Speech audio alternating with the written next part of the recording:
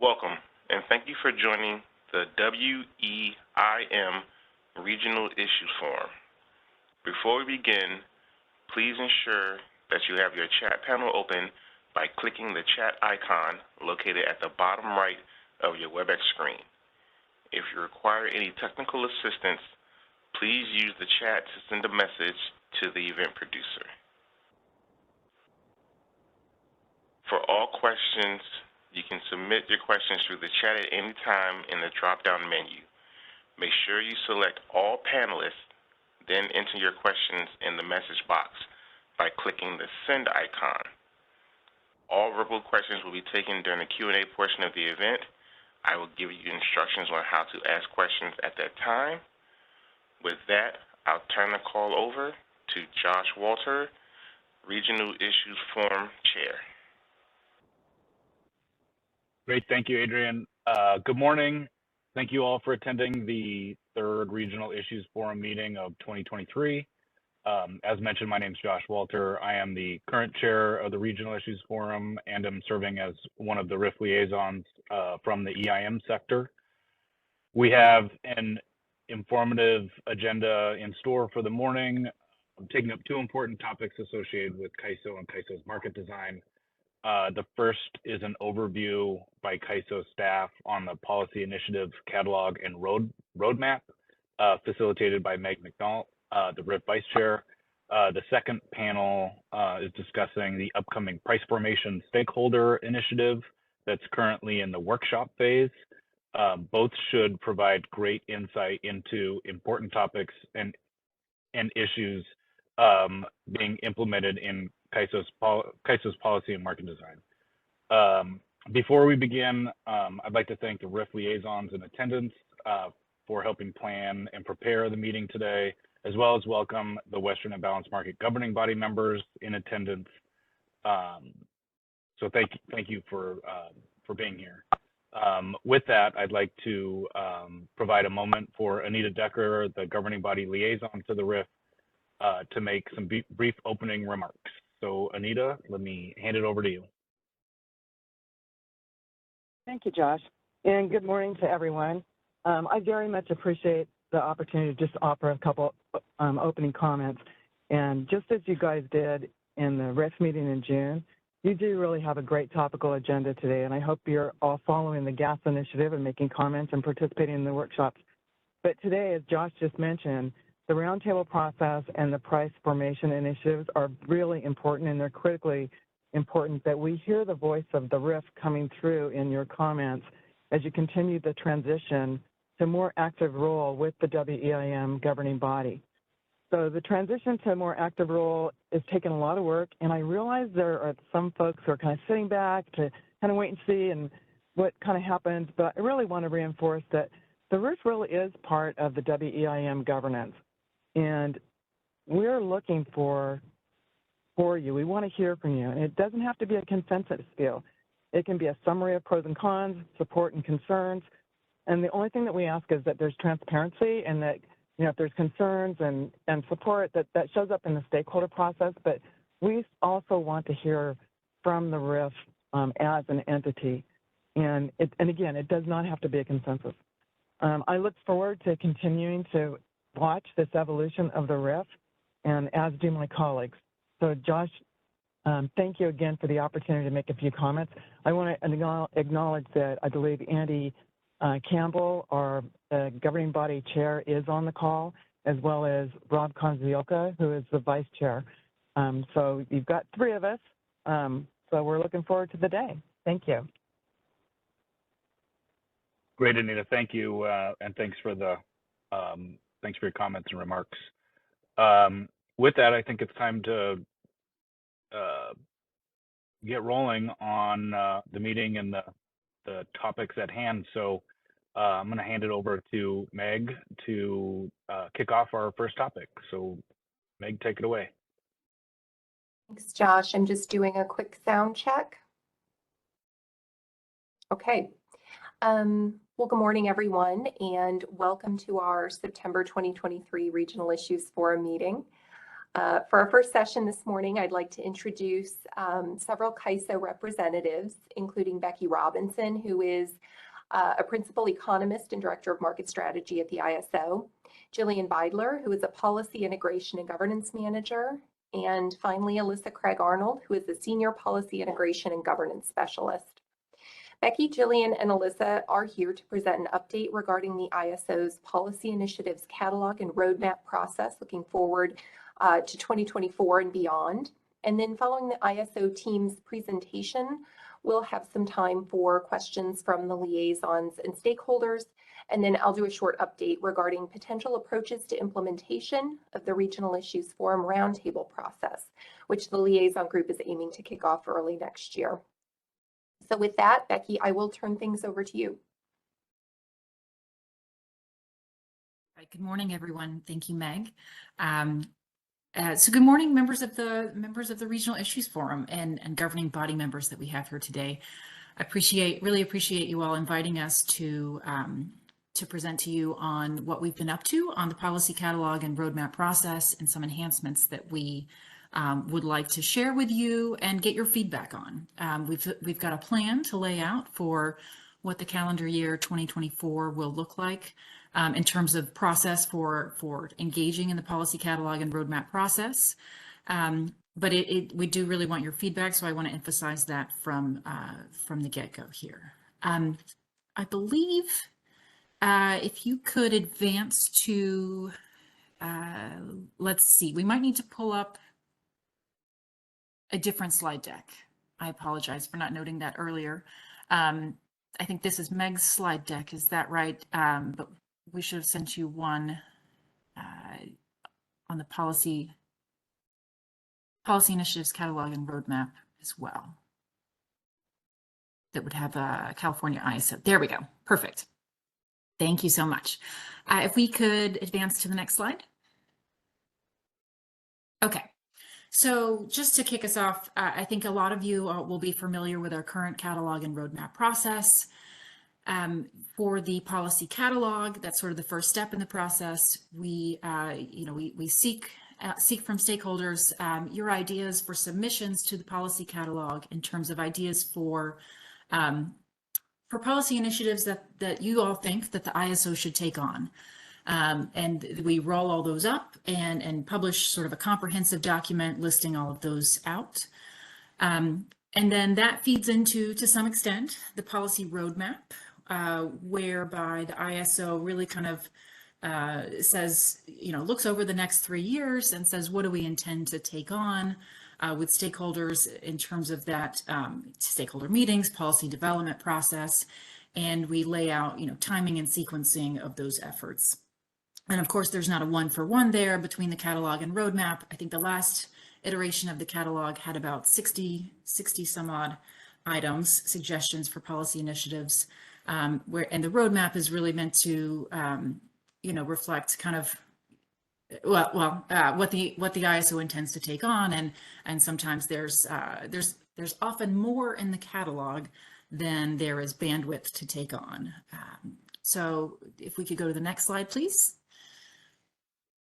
So that sort of feeds into what we've identified as some opportunities to improve the policy catalog and roadmap process from both an internal coordination perspective as well as external engagement with our stakeholders and the RIF and more broadly as well.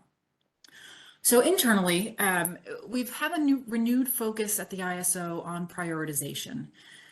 And I think this is a bit of a hallmark of Elliot's leadership, where he really wants and has instituted new structures in the organization so that we are trying to take a rigorous and disciplined approach to vetting our commitments and ascertaining, what is our carrying capability of all these items that we've laid out the work to do. Are we able to deliver those on time and without undue burnout to staff? Or without burnout to staff, I should say. I'm not sure there's a due level of burnout. But, with good planning and setting ourselves on a good path to success for what we take on. And as I mentioned before, the catalog, the last version had about 60 policy initiatives. That has proven a little bit unwieldy as an internal planning document. It's not sort of the most helpful in terms of pointing us down the road and saying, you know, this is what we're taking on, right? Because there's just too much there.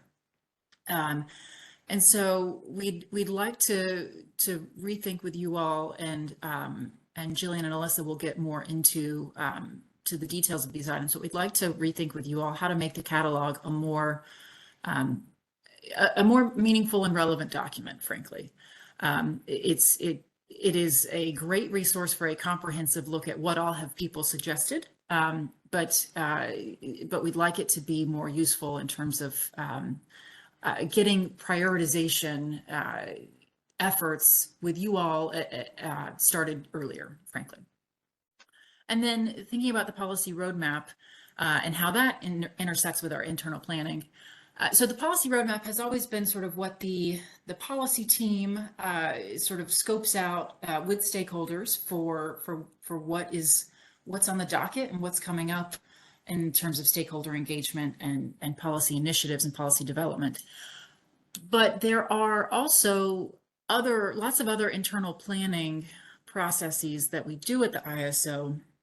And just to kind of mention some of those, you know, we've got our strategic goals from our strategic plan, right? Which is meant to be the strategic plan from 2022 to 2026.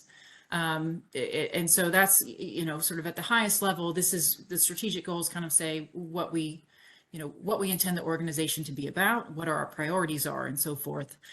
And we would really love, you know, thinking through how to improve the policy roadmap process. We'd really love to kind of see the policy roadmap or construct it through the lens of our strategic goals, so that everything we do is really furthering our highest objectives, so to speak.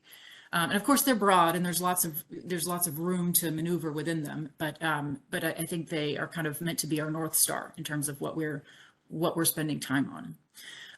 We've also got strategic planning efforts where we try and sort of break down, okay, from those big goals, what do we break those into pieces, right? More bite-sized pieces, more manageable ways to think about progress and incrementally progressing towards those goals.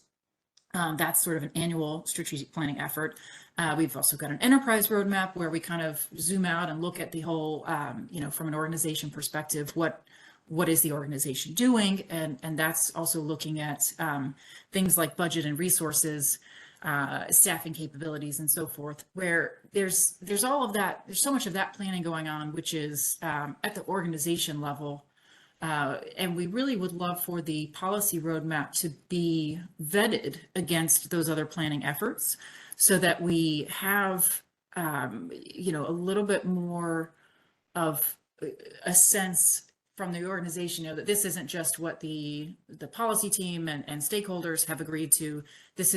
But rather the policy roadmap is reflective of, you know, kind of what the organization is prepared to take on, right, and can commit to, and so we make sure that we do a good job of ensuring that if we're going to sort of start something from the policy development space, we have a line of sight to being able to deliver on that in terms of implementation. So that's sort of a little bit of the overview of the internal planning coordination that we want to incorporate to the catalog and roadmap process.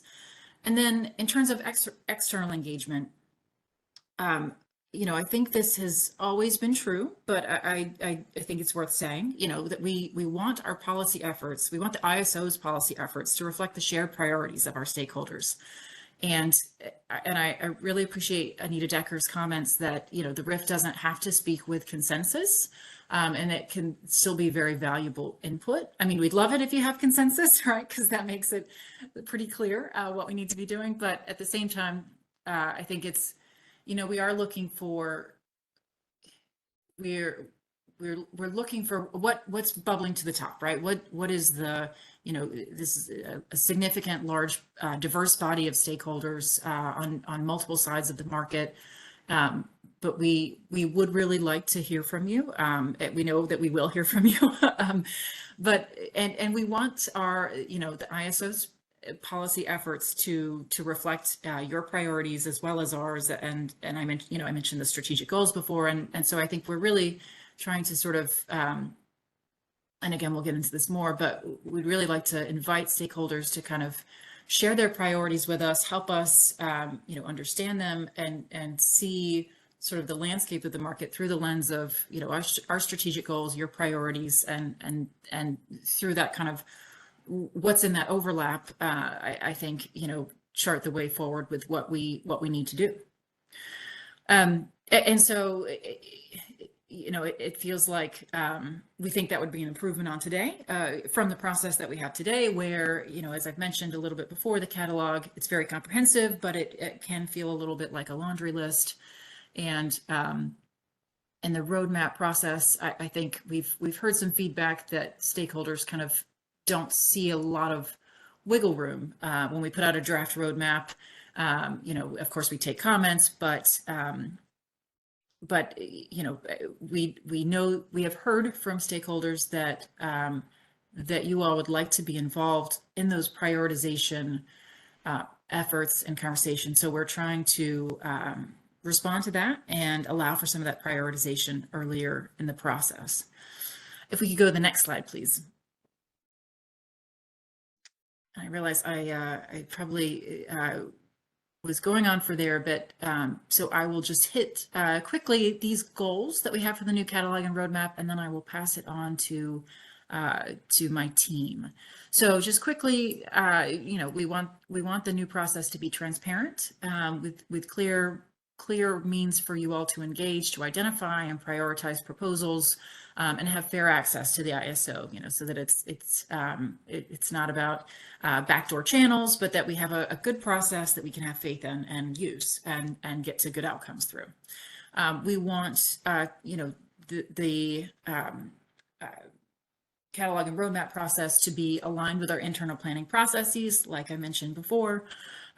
We do think it would be helpful to kind of have a focused scope for what we're taking on, similar to, again, the prioritization efforts that I mentioned before, but really kind of thinking about what is thinking about the ISO strategic goals, thinking about stakeholder priorities, ISO capacity, where does that leave us in terms of what we should be taking on? Fourth, we think it is important to allow for a means to incorporate urgent requests, right? Because this is an annual or a 3-year planning process, but sometimes things do come up that need to be brought up sooner than the next year. And we know that we do add things from time to time that weren't on the original plan. And we want that to be transparent as well in terms of what option there is to kind of offer something that stakeholders feel there's a need for it to be accelerated, and also to make it transparent in terms of how the ISO responds to that and what makes it, what makes the cut in terms of kind of shifting, potentially calendar space from other initiatives because something is, determined to be a priority.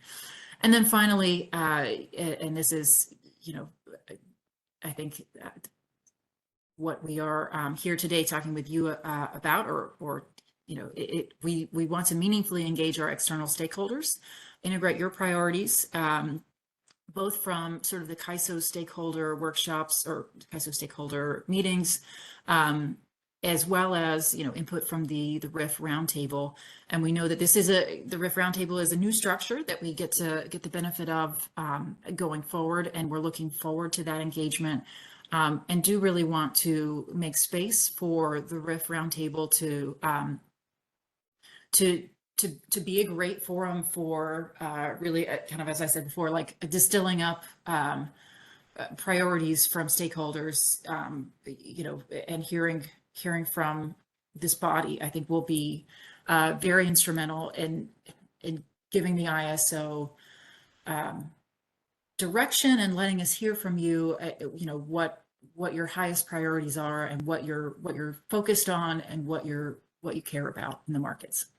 So with that, I am going to pass it to Jillian Piedler on my team.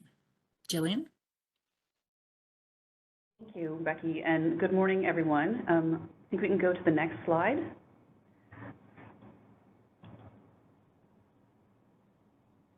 Thank you.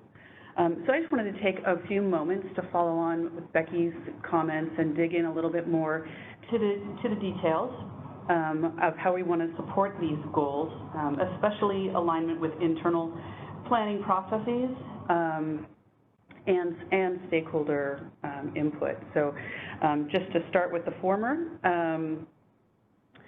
we propose to maintain the strong connection between the roadmap and the strategic goals process. And the strategic goals, of course, are developed in concert with input from market participants and members of our the governing body and the Board of Governors. So I feel like that is the sound place to start from where these prioritization efforts should originate. Here we say the strategic goals inform stakeholders of our vision for all our efforts and what comes into the policy catalog process. The policy catalog process, we have some changes that Alyssa is going to speak to that really help embody more of the prioritization and really bucket potential initiatives for prioritization underneath these strategic goals. And we feel like that is a great starting point to make sure that the initiatives that we're working to prioritize are serving those strategic goals, and so that they're reflective of stakeholder input and priorities. Historically, the policy catalog and stakeholder input have fed into the strategic roadmap. We'd like to really tighten that relationship between the policy catalog and stakeholder input and the ultimate policy roadmap. I think just because, as Becky mentioned, the policy catalog has been very exhaustive and unwieldy, those are fair criticisms, that the link between that document and stakeholder input and the ultimate strategic roadmap has been less transparent. So again, Alyssa's going to speak more to our changes to the policy catalog process that we've envisioned and would like to get your feedback on to, again, tighten up that relationship there. And then finally, Becky talked to this, and so I don't, I don't want to beleaguer the point, but we are really trying to work hard to make sure that our roadmap is a robust and rigorous representation of prioritization from external stakeholders as well as from the entire team at the ISO, reflective of, our internal strategic roadmap, the internal enterprise roadmap again, which is, that's an internal document that goes through really the exhaustive nitty-gritty budget and resource limitations, so that the policy roadmap is informed by that reality check. And then I think we can go to the next slide, and I'd like to, in that next slide, talk a little bit about what we envision for stakeholders in terms of, what are the touch points that we want to clearly define for stakeholder input, so that we make sure that, we reach our goal of making the catalog and roadmap together more transparent and more representative of stakeholder feedback. So this is the process that we want to put forward for discussion that would occur on a calendar year basis. So these are sort of the highlights of the tasks that would be, external facing. In January, we'd like to have a level setting stakeholder workshop or workshops in which we, we discuss the strategic goals and what initiatives potentially, or what approach we want to take to including initiatives that support those strategic goals. And then in February, we would ask stakeholders to submit potential discretionary initiatives for consideration for that prioritization, and that would be what would make up the sort of, the new kind of version of the catalog, which would be just focused on instant discretionary initiatives that could be upcoming and are highly prioritized by stakeholders and support those strategic goals. Then in March, we look forward to or, whatever we decide is the right timing, but our initial proposal is in March to ask the RIF to hold a prioritization roundtable to weigh in on the potential discretionary initiatives having been submitted by stakeholders and the ISO. And the ISO in turn would hold stakeholder prioritization workshops, really to get all that feedback from the RIF and from the stakeholder community at large. And then in April, based on that input, we would publish the draft catalog for stakeholder comment, followed by final catalog publication in May. From May to September, it looks like a little bit of a break, but in fact, there's a lot going on internally at the ISO. There is that strategic roadmap process, the enterprise roadmap process, and all the budgeting that goes on that is in full tilt during the summer, and would really help us to, in September, have an informed draft roadmap to publish for stakeholder comment. So the fall would be spent, sharing that roadmap and getting stakeholder feedback, with the aim of presenting a final roadmap to the CAISO board and the WEIM governing body in December. It's going to be a busy year, and we look forward to doing this each calendar year. And the first one, I'm sure, will be a little bit of a change, but I think that with feedback on that process as we go through, we can refine this to something that I think is much more reflective of stakeholder input, and so we really look forward to your feedback on that. With that, I'm going to turn it over to Alyssa to walk through the last couple slides. Jane, next slide, please. Here we go.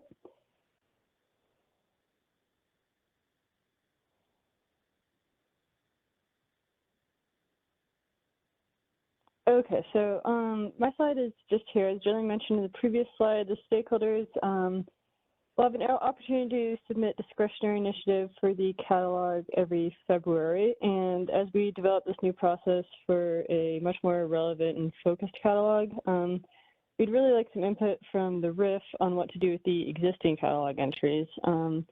We do recognize that stakeholders put considerable effort into developing the proposals that are listed in the current catalog, and that at least some of them are still relevant and they're still important to stakeholders. So keeping that in mind, we kind of have two options that we'd like to solicit some feedback from the RIF on.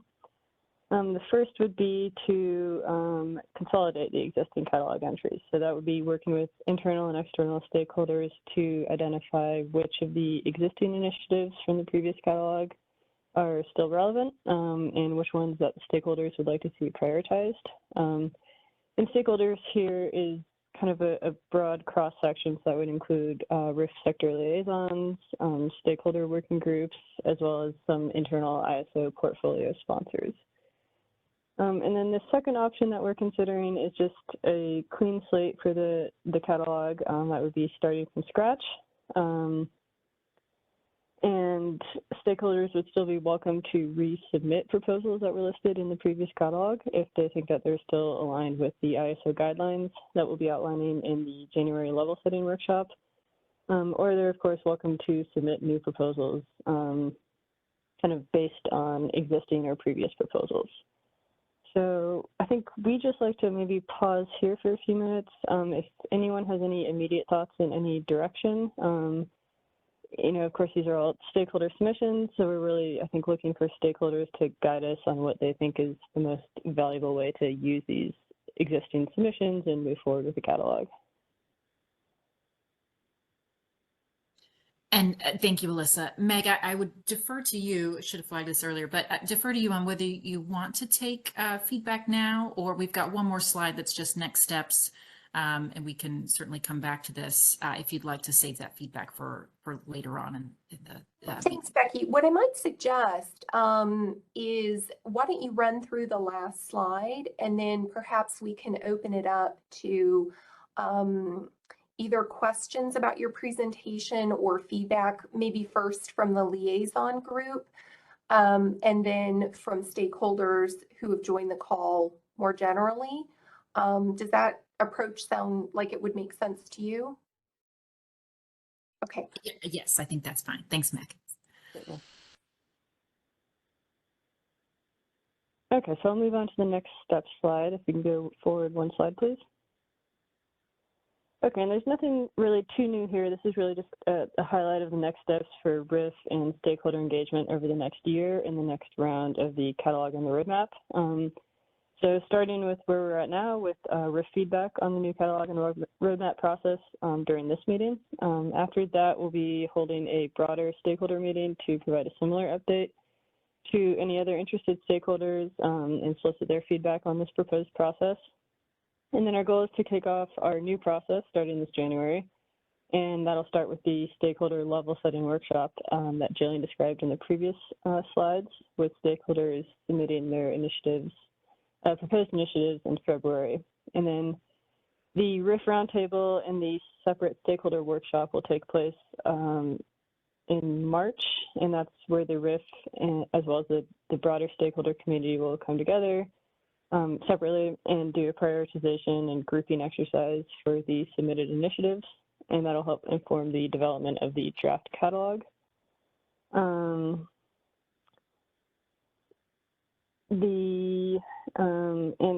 you know, the opportunity here is, I think we're envisioning this to be kind of the primary venue for stakeholders, including the RIF, to really weigh in on prioritization of initiatives, since that's really where the ISO has the most flexibility to start considering discretionary initiatives. And then in September, the draft roadmap will be published, and again, that will be based on the catalog as well as some internal planning processes.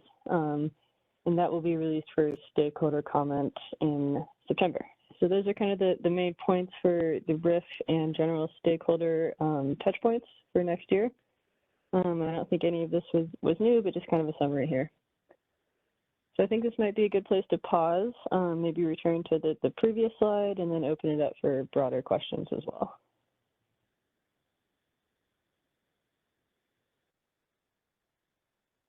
Thanks, Alyssa. I think that overview of what the ISO is planning to do as far as the catalog and roadmap looking ahead to 2024 was really helpful. I see a lot of similarities in terms of how the ISO has been approaching this in past years, kind of recognizing that 2023 was a little bit of a different animal because of some of the ongoing stakeholder work with EDAM and DAME. But I wanted to just share an initial reaction in terms to your question about approaching the catalog going forward. You know, I agree. As a stakeholder, you know, there is a lot in the catalog that looks to me like it may no longer be relevant. And that isn't to say that those aren't or weren't important initiatives necessarily, but some of them may represent issues that have been resolved.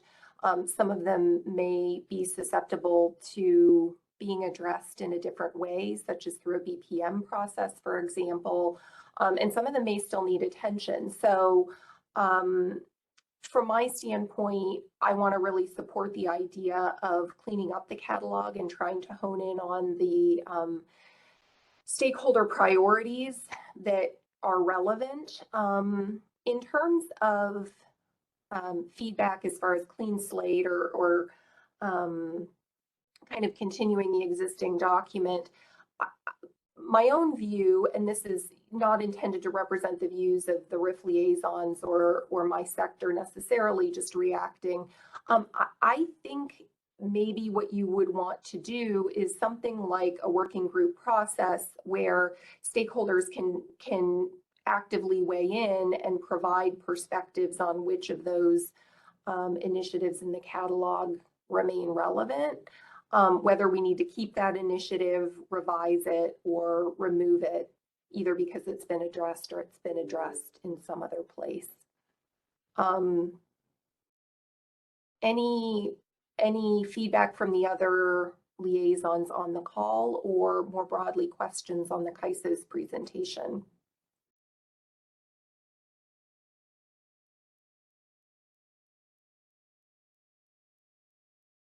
So I see we have a question from Doug. Thanks, Meg. Yeah, just a comment.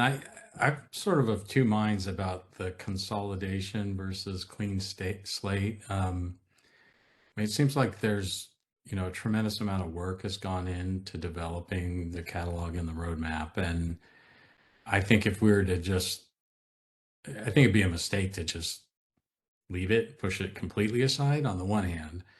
On the other hand, I think there could be some benefit to just saying, we're reimagining this process. I think that's what the ISO staff just described.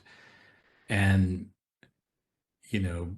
if we're really focusing on those discretionary initiatives, maybe starting from a clean slate could make some sense.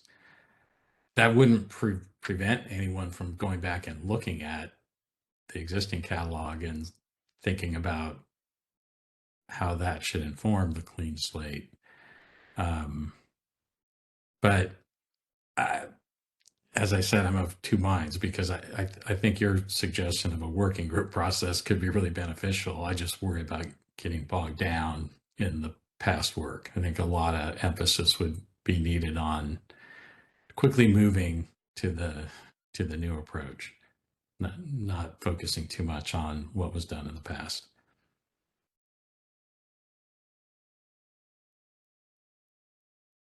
Thanks, Doug. So others among the liaisons, any initial reactions to the questions that Kaisa's teed up as far as the catalog process?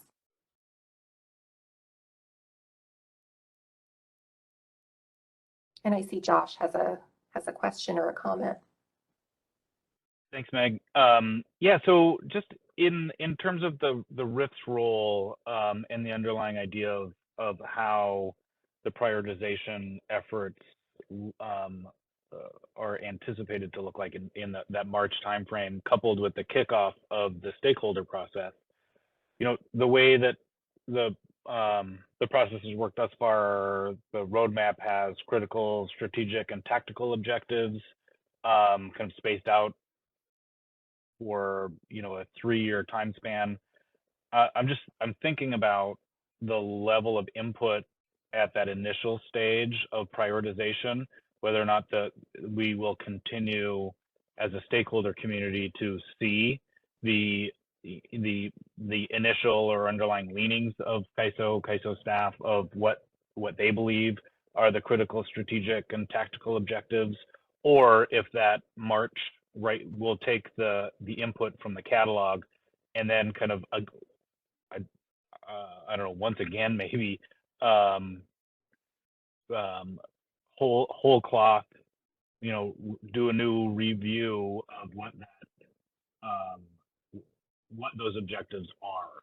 So I guess I'm wondering about the level of kind of initial leanings we'll see coming out of CAISO in that March timeframe that we actually will have an opportunity to opine on, versus kind of using or letting the RIF liaisons, or even the RIF community as a whole, take on that initial objective of setting the direction for the policy initiatives in the roadmap. Yeah, Josh, I think that's a really important question, and I'm extremely interested in the ISO's feedback and reaction to that. I did want to note that the CAISO team has placed the roundtable ahead, I think, of the catalog process, and so there may be benefits to doing the roundtable at that stage before publication of, I guess, the initial draft catalog.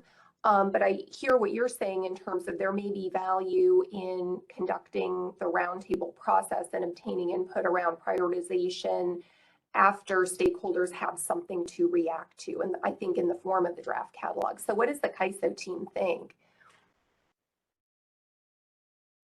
Meg and Josh, thanks for the question. I think it is a really important one.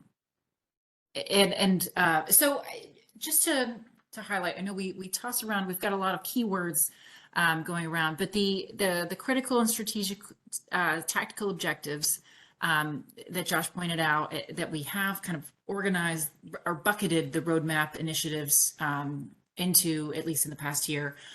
Those do fall out directly from our strategic plan.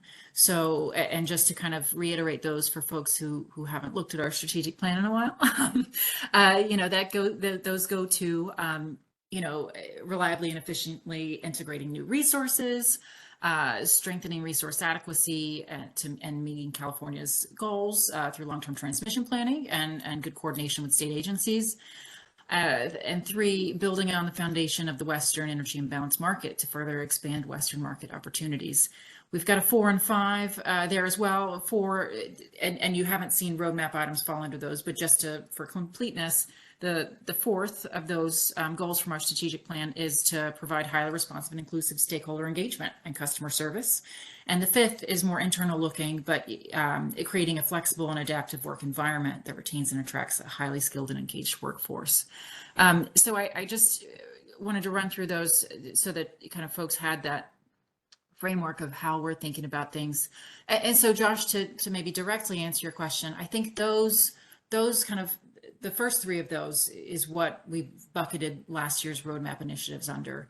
And I think those sort of 3 broad buckets will continue to provide a framework for how the ISO is thinking about what it takes on and the work that we are spending time doing and thinking about how the different initiatives may further those goals.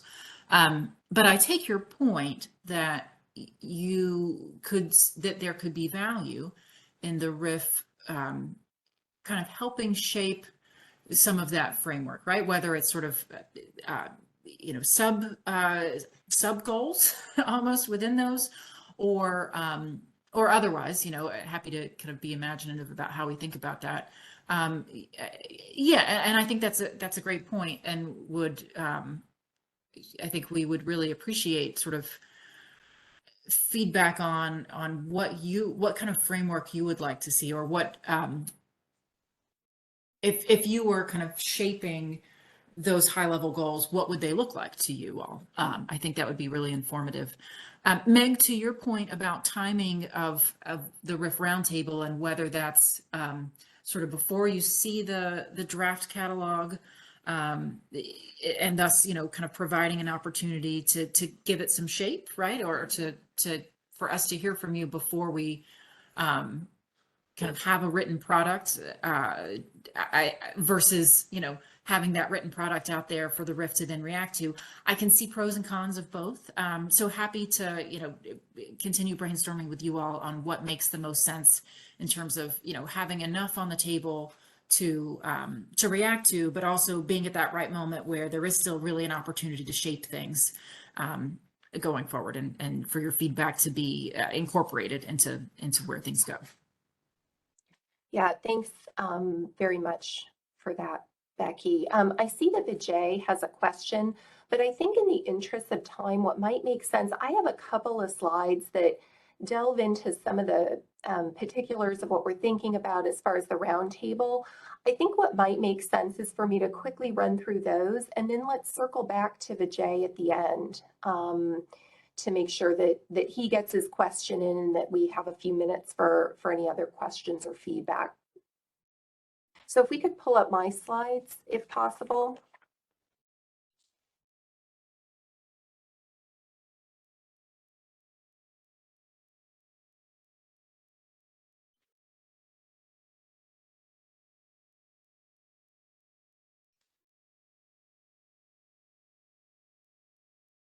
Okay, and let's actually go ahead and advance to the 3rd slide, if we could.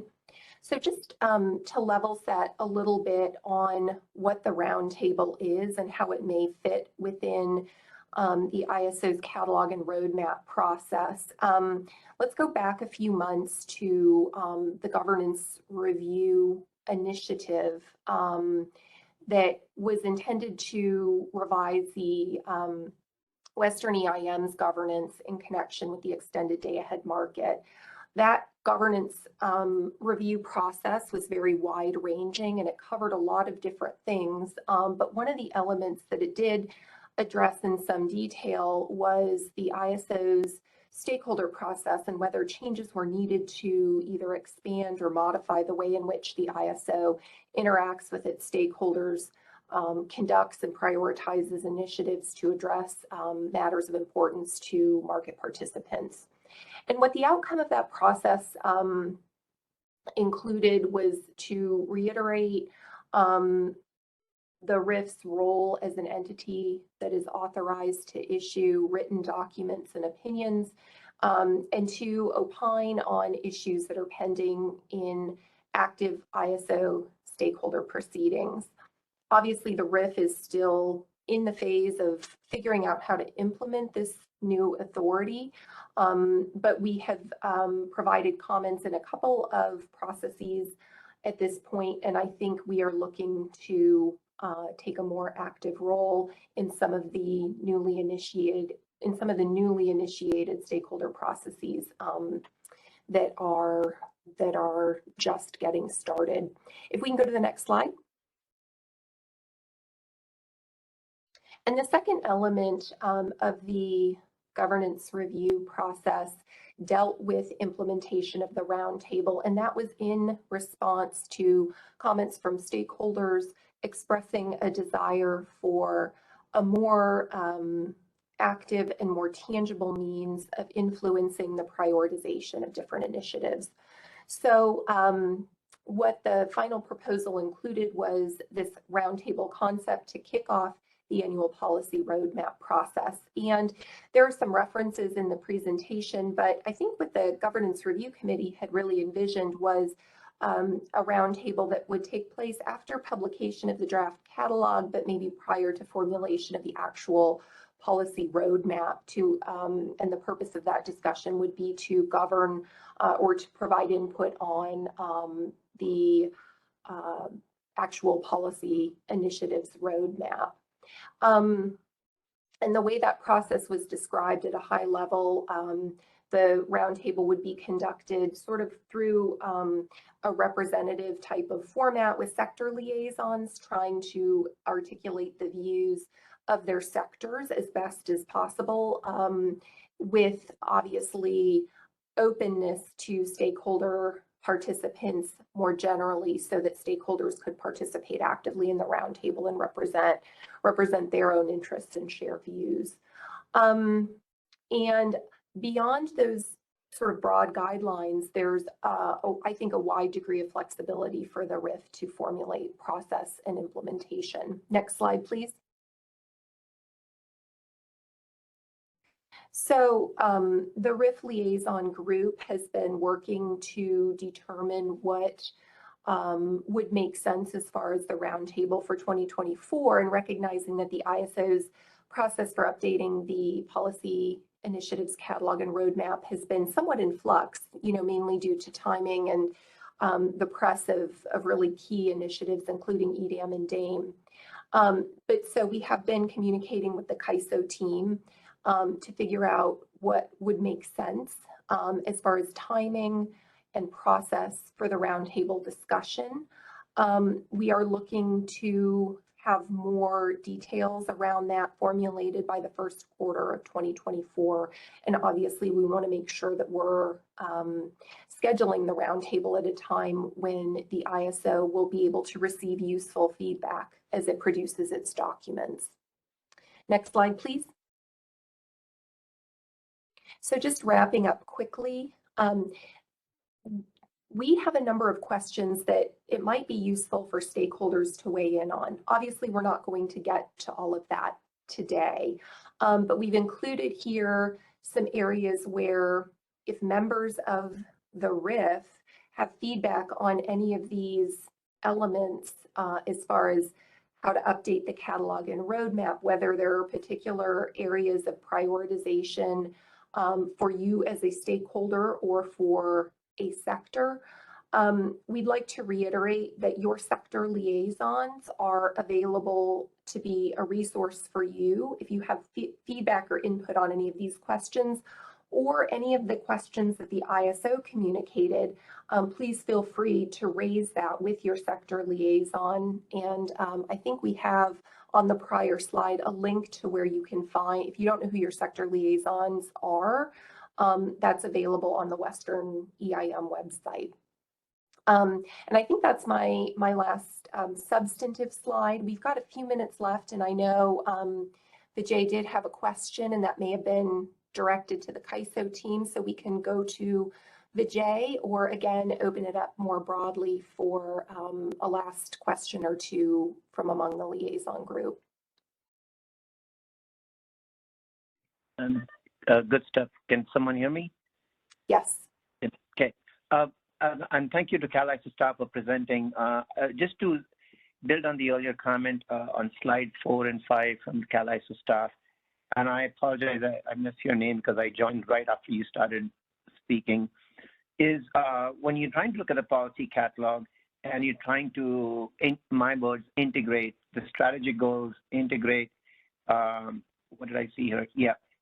You're trying to integrate the strategic goals, the enterprise roadmaps, you're integrating other priorities. So I just feel that maybe it'll be helpful part of your, if you do a clean slate prioritization, is to have operational questions like what are the criteria questions driving that come from these goals. I mean, it's great for us to know that you are aligning with the strategic goals and what is approved, but knowing what are those specific yardsticks or widgets that you are using in your framing would help the risk be better engaged as well. So because in the last 3 years that I've been on the RIF, I've heard a lot with the policy catalog, and I've heard a lot about desired engagement, but from the public interest perspective, but even otherwise, we sometimes feel what are your driving decision points that help you frame the stack of the issues that are less or more important.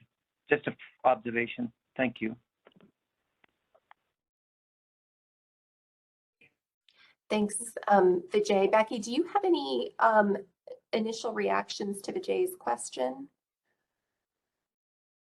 Well, I appreciate the comment? feedback. Yeah, I do appreciate the feedback. I think,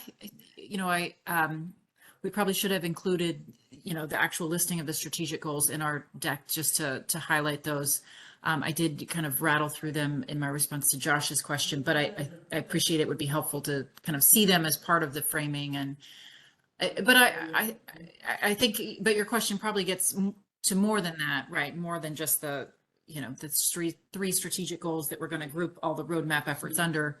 But I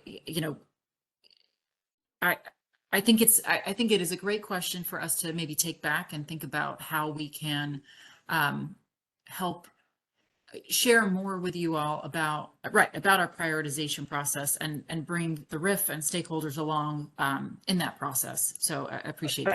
Thank you. I think you nailed it. Like very quickly, the third bullet on slide 5, you have an internal enterprise roadmap. You have budget and resource limitations. So I think knowing what questions drive your prioritization will help us if RIF is being expected to be engaged on the front end and be part of dialogue and helping you all shape priorities. How will we know what are your decision point questions that you use in your decision making? Thank you. Yeah, I think that's a great observation, and I think that's a good, I think there's more we could certainly say on both the catalog and roadmap process, as well as sharing views on the roundtable. I want to make sure we're cognizant of the time, though, and I think this is a good place to wrap up.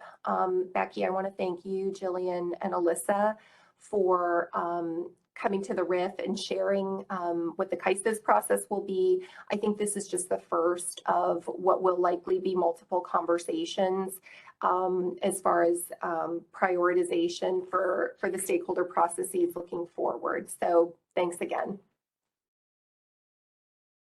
Thank you for having us. And Josh, are we going to go back to you to introduce our next speaker? Yes, thank you. Thank you, Meg and CAISO staff for going over the policy initiative catalog and roadmap update. I think with that we have some work cut out for us, but fun and exciting new processes over the course of the next couple of years.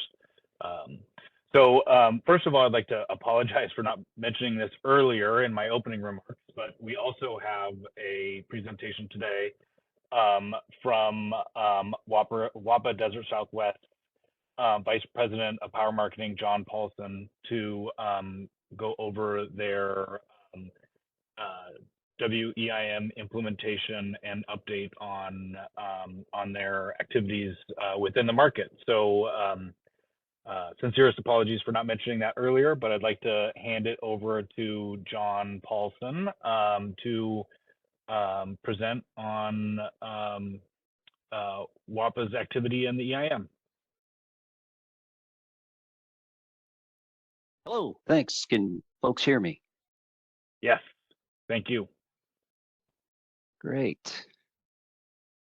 Well, I appreciate the opportunity to talk to you folks today, and happy to give you all an update on Western Area Power Administration, Desert Southwest region, and that's WAPA DSW.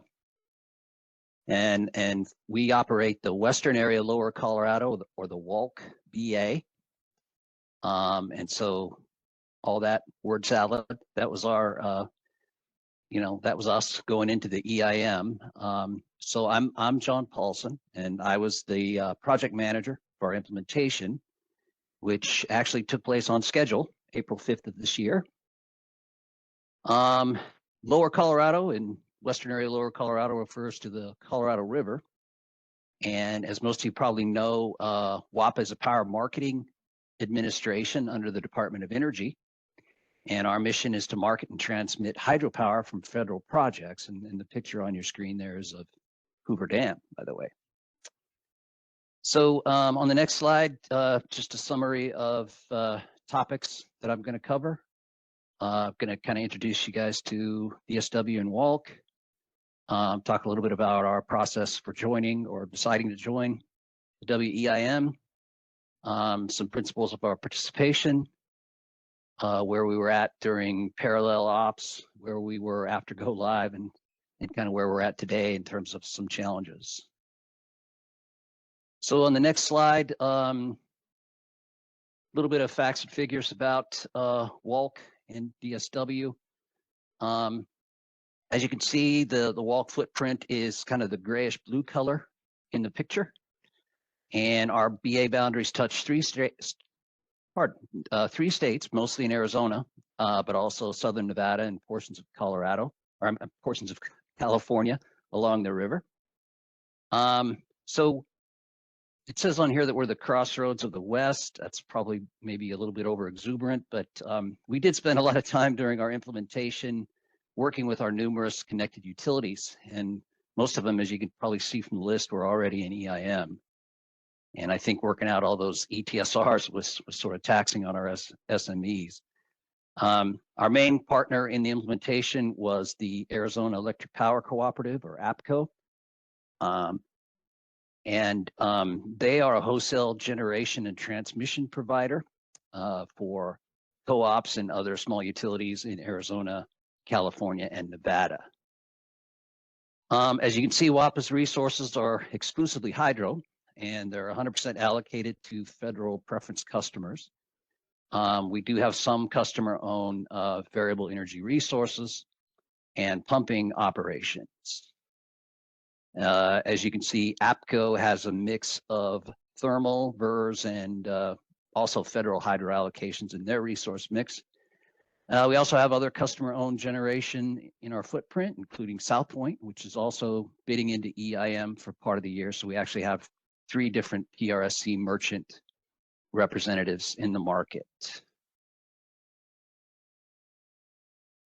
On the next slide, it's just a little bit more detail in terms of our connectedness. Very, very intertwined with our neighbors, especially here in Arizona, APS and SRP, and worked a lot with those folks to try to maintain our requirements and to translate a lot of the operations that we had been doing for years and years into market requirements. Quite a challenge. Next slide, please. So as we worked through the process of determining what we were going to do, we were really kind of faced with the prospect of having very little ability to continue to operate sort of on the non-market island we were existing in prior to April of this year. And so we knew we had to do something. And so we partnered with APCO and some of our other customers and studied whether CalISO or the SPP WEIS imbalance market, which was kind of at that time still forming to our north, would provide more opportunities to provide benefits. And through that study, we determined that CalISO was the best option. Some of the main items on the study that really kind of pushed it in the CalISO direction was the cost, kind of the ongoing cost of market operations, and the available transmission connectivity. Those were basically the crucial factors in the results of the study, and that's why we moved in the direction of EIM. So moving to the next slide, I guess if you want to talk about our participation principles, we, as I mentioned, our hydro is spoken for. It's 100% allocated to our customers, but we are able to optimize that generation somewhat by using the capacity that our customers aren't currently utilizing. Having that kind of relatively small amount of biddable capacity has presented some challenges, but we do continue to learn and adjust to market operations. But we are seeing opportunities, and the market does seem to be helping in some cases, but we're still having a few challenges. And the next slide. So as far as parallel operations, I mean, parallel was a scramble for us, as I imagine you guys also experienced when you were involved in your implementation. Obviously, we were implementing new software, and we were also refining a new process for load forecasting. The CalISO load forecast was quite different than what we had done previously. And at the same time, we were making those real major changes to our operations. We had to get used to market procedures, submitting the required base schedules and balancing requirements and flex requirements.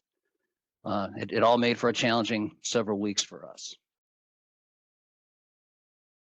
Let's see the next slide. So after go live, really we're just continuing to refine our market participation, because we have kind of a small amount of capacity that's available for the market. We are having to improvise some strategies to maintain the balancing and capacity requirements, while at the same time, continuing to maintain our obligations around our federal hydro projects and BA requirements. You folks are familiar with, how Bureau of Reclamation managed projects like Hoover Dam, Parker Dam, Davis Dam. Hydro generation is pretty low on the priority list. The main requirements are associated with flood control and water storage and delivery for consumptive use, especially down here in the lower Colorado region. So we're having to maintain those requirements associated with those water projects, and we still have to maintain our BA reliability requirements in addition to the new EESC requirements. So we're working through all of those items and trying to refine our processes. And I guess that leads us into some ongoing challenges on the next slide. Guess we're continuing to get used to those requirements and integrating them with our pre-existing requirements. Continue to work with our neighbors and our customers. We're still working, and we've been providing notices to our customers. We're still working on trying to manage the allocations of our settlements that we receive from CalISO. A little bit of a delay in our software in terms of being able to manage those allocations, hoping to have something this month in terms of allocations to our customers, both transmission and BA load customers. So, we've been trying to keep our customers updated as to where we're at. And then also continuing to work with the CalISO and to try to work through the issues as they come up, and trying to manage things on all the forms that we have to. And I think that's pretty much it. Does anybody have any questions for me?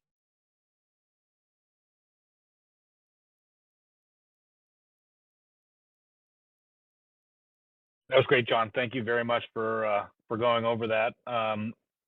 Guess I'm maybe curious. Were you able to, from any of the any other EIM market participants, able to glean or learn kind of strategies or experiences with the water order issue? I think that as I think that that's maybe a little bit of a different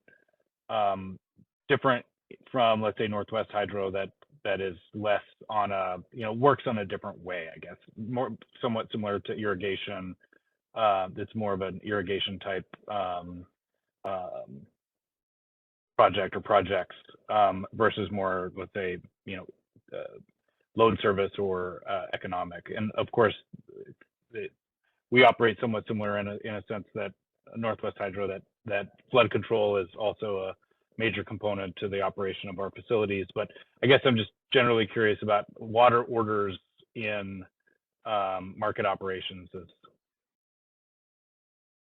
Well, so down here, at kind of the end of the Colorado River, the delivery of water for consumptive use, like you mentioned, irrigation and other, is the main role of the projects. And we're very lucky. Hoover Dam is a very flexible resource, primarily for our customers, but we're able to utilize some of that. And like I said, we've been able to do some optimization around Hoover.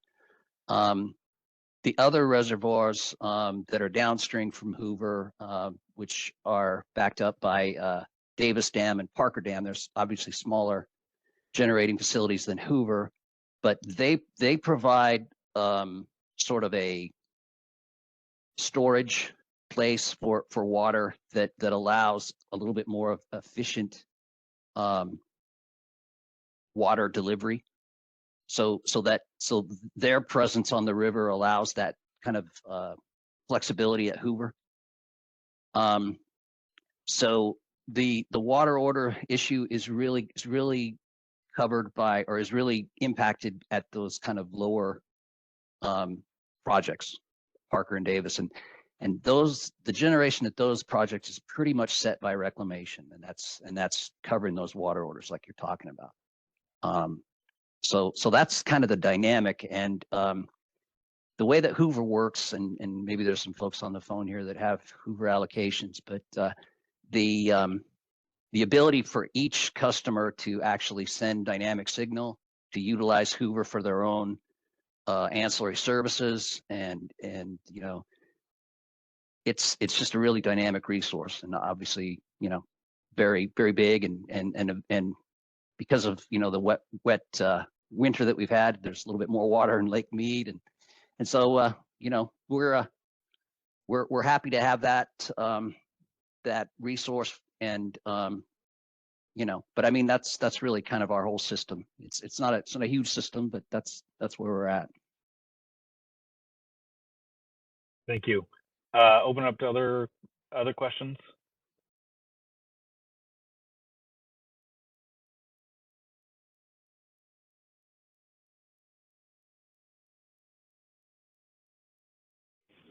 Hey, Josh, this is Alex over at BPA. I'm not sure if you can see my hand raised.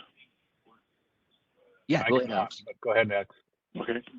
Hey, John, thanks for joining us here at the RIF today to talk about your experience into EIM, and as your partner up here in the Northwest of the Federal Power Marketing Administration. member. Wanted to peel back a little bit more into the customer feedback there that you've got on slide 5. And, you know, our customers up here being the Bureau and the Corps who own the projects, and our regional requirements customers are public power, which is really our core, you know, customer base up here, both the resource owners and our public power. If you could talk a little bit about one of the things that we had to address with those two customer bases was the resource owners, the Corps and the Bureau, kind of if we were going to lead to more dispatch with our participation in EIM, if there was going to be more wear and tear on the resources, whether that was a subject that came into your decision process and how you may have addressed that, or if so much of your hydro is really allocated to your requirements, your firm load customers, that perhaps there's just really not that much wiggle room relative to the surplus secondary capacity that we have up here in the Northwest. So 2 questions. One, kind of, what are you seeing in terms of dispatch on your hydro resources pre versus post EIM and wear and tear, and if that's come up and has been a cause of any concern or things that you're monitoring? And then the other question related to your other customer base, kind of your requirements customers, your public power customers, what was there a cost benefit analysis or argument that really needed to carry the day there, or was it simply, look, the market liquidity isn't for us in the real-time market as it once existed, so it's more of a qualitative understanding of access to markets versus, you know, an attempt to quantitatively identify those benefits? So 2 questions, wear and tear and kind of cost benefits. I was curious as to how those discussions may have evolved in your decision criteria, and perhaps any observations you've seen since. Thank you. Sure. Thanks, Alice. So on the first item, in terms of wear and tear, as I was just kind of talking about, there is a lot of flexibility available at Hoover. And since go live, I think through our bidding strategy, we've done our best to manage any, you know, over dispatch or any kind of new and concerning to Bureau of Reclamation usage of Hoover. So, you know, I think primarily what we've been able to do in terms of market results is probably backing off some generation during some marginal times when it was in our benefit, obviously, to maybe use market power instead of Hoover. But through our bidding strategy, we're typically a little constrained in terms of how much we can really bounce around the generation. And as we were working through, you know, our decision to pursue implementation and participation in EIM, we worked with Reclamation, and for the most part, our kind of talking points with them were that we shouldn't see a big change in the way that Hoover gets dispatched. And so far, I think we've not caused any problems in terms of their operations or created any concerns on their part. So I think it's been mostly status quo in terms of dispatch at Hoover. So there's been a lot of customer coordination and collaboration, beginning with the study that I referenced. We actually worked together with customer APCO and other customer representatives, helped to fund the study together jointly, provided separate results for WAPA and the customers within the study. And there was actually probably the study that we did was the benefit study actually showed more benefits for customers than it did for WAPA individually. And so there was a lot of support in terms of moving towards EIM from our customers. Obviously, customers that have maybe a little bit more flexibility with thermal resources and stuff, as opposed to WAPA with our kind of constrained hydro. So that was a pretty easy process in terms of collaboration and coordination with customers. They were on board, and you know, like I was saying, the main kind of motivation was the the encirclement of market activity and kind of the loss of the ability to manage those real-time transactions. And everybody was on board with this change. And so far, we're still seeing good customer support. Like I said, we're still working through some of the requirements associated with allocations, and we're hoping to get that done soon. And I think once we're able to get a better handle on our results, once we have the software, we'll probably be moving into kind of the next level of coordination when we start talking about benefits and allocations and so forth. Hopefully that answers your question, Alex. Questions? That was helpful, John. Thank you. We are out of time. I appreciate the question, and John, your answers and the presentation. Great information, and I'm happy to see the market continue to expand and to have WAPA Desert Southwest as a participant. So thank you, and we're now going to take a quick break. We're a little bit behind schedule, 3 minutes, not that bad. I'm not concerned about that. So let's break until 10:25. Come back and speak to price formation. So we will be back in 6 minutes.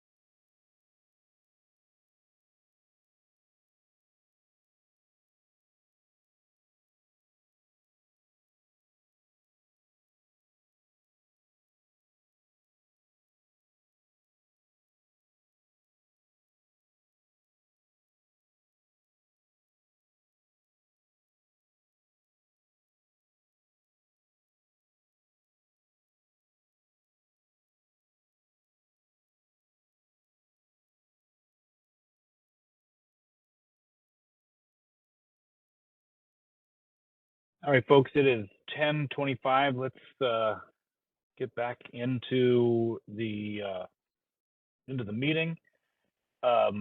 Next up, we have our price formation panel discussion. This is being led by Lauren Tenney-Dennison and Alex Spain, both of our esteemed RIF liaisons. So from here, let's have Lauren and Alex take it away.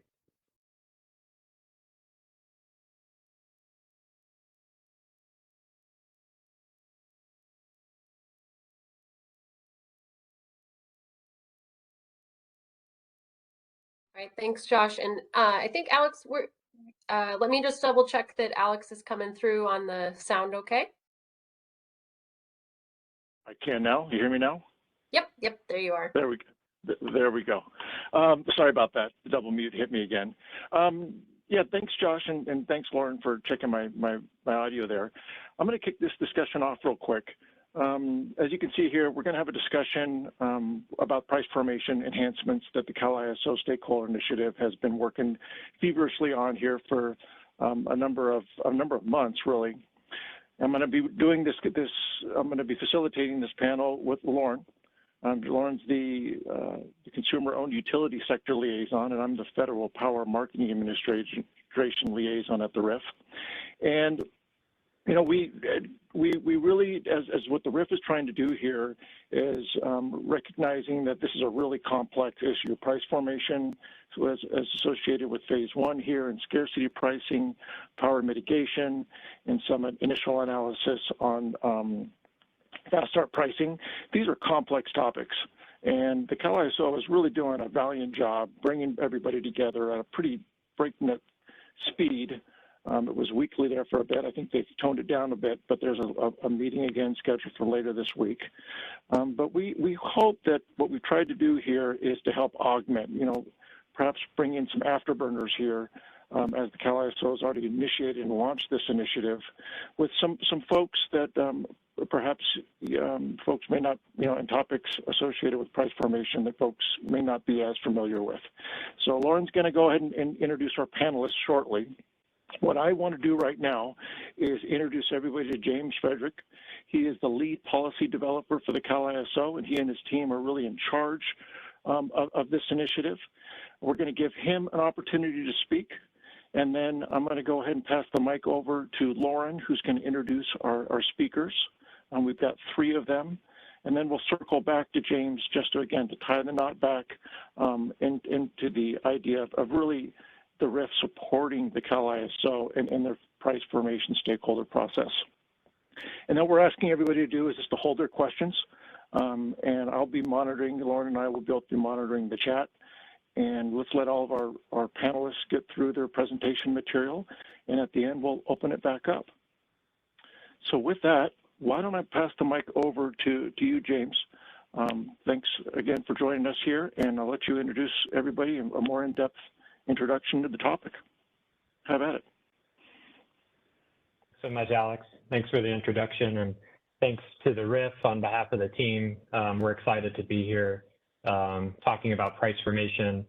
So the purpose of my presentation today is to sort of go through the stakeholder process for price formation enhancements initiative, talk a little bit at a high level what sort of topics we'll be discussing, and really give RIF members an opportunity to learn what exciting developments we may make in this initiative and how to participate.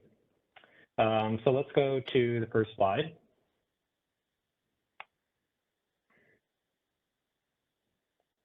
So a brief overview of the topic of price formation. When we talk about price formation, really the definition that we're using is the process through which market prices are determined in the electricity markets. And so you might hear the phrase locational marginal price, or LMP.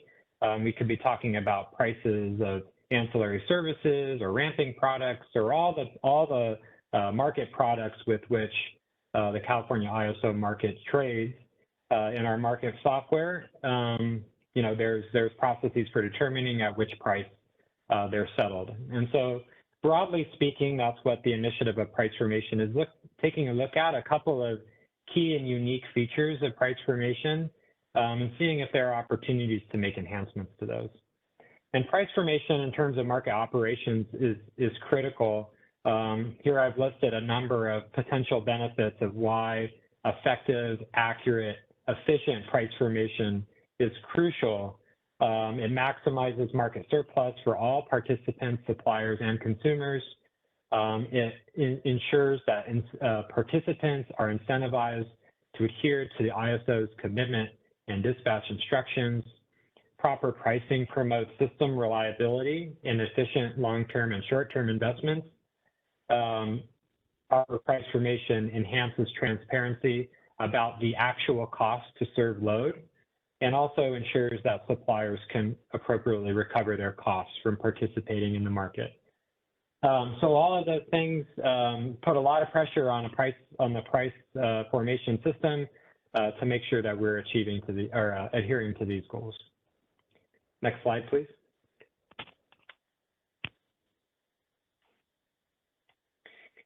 So in the price formation enhancements initiative that the California ISO is undertaking, we're looking at 5 specific topics with which I'll overview here. And then on the next slide, I'll discuss sort of how they're broken down into schedule. The first topic being scarcity pricing. And scarcity pricing, broadly speaking, is the process of establishing prices when there's insufficient supply to meet energy and reserve requirements. So this is key in tight system conditions to have accurate and effective prices during scarce conditions. Topic number 2 is called BAA level, or sometimes referred to as structural market power mitigation, which essentially is assessing the competitiveness of EDAM and or Western EIM transfer constraints. I will just mention for note that the California ISO has filed with FERC the EDAM policy, and so I am not going to be talking about anything specific to the EDAM design in this presentation and won't be able to answer questions on that. But just for reference, that's essentially what BA level market power mitigation is doing. The third topic is fast start pricing. Fast start pricing is a method to incorporate fast start generators into the locational marginal prices and their commitment costs into the market prices as well. We'll talk a little bit about that. Number 4, we're looking at potentially enhancements to our flexible ramping product, which is our real-time ramping and uncertainty product, and trying to identify whether or not increasing the look-ahead horizon of flexible ramping product is an appropriate thing to do to capture additional opportunity costs and better pre-position units. Finally, we'll be talking about really multi-interval optimization, but particularly the interaction of energy storage resources with multi-interval optimization. Are there opportunities to improve market dispatch and pricing outcomes of storage resources under this multi-interval optimization construct? So broadly speaking, those are the topics under the umbrella of the price formation initiative. And now if we can go to the next slide.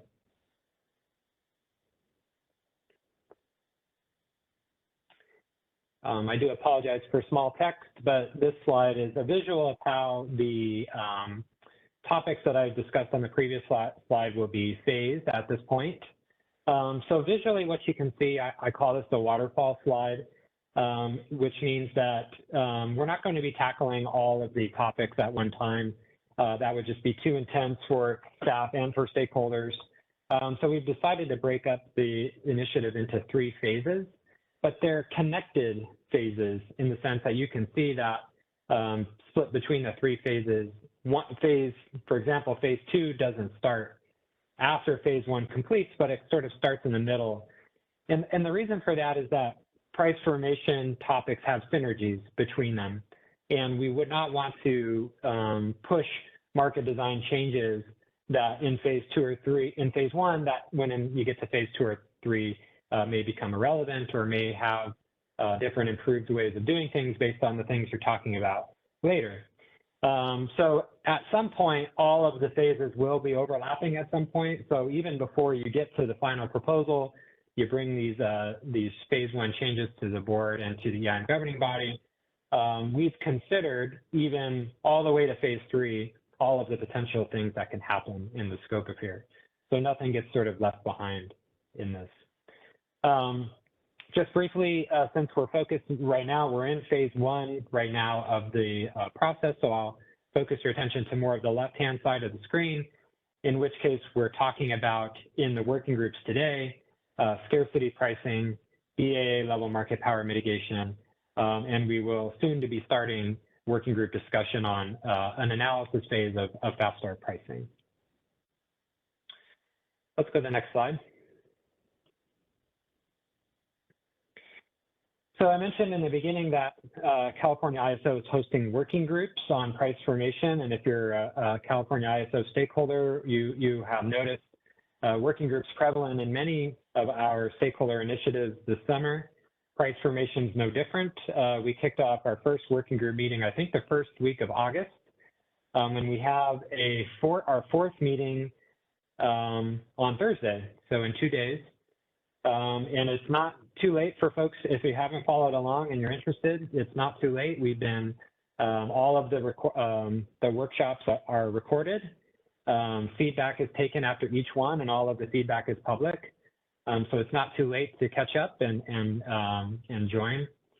So the goals of these working groups really are to empower stakeholders to have a more active role in the policymaking process by getting stakeholders involved early, even before we start some of the policy and proposal work, to have these workshops and working groups so we can align on what are the principles and problem statements of the things that we're trying to accomplish, generate fresh perspectives from stakeholders, and have an opportunity to educate stakeholders also on CAISO market processes. So we're sort of all on the same page as we move into, say, the first proposal, a straw proposal.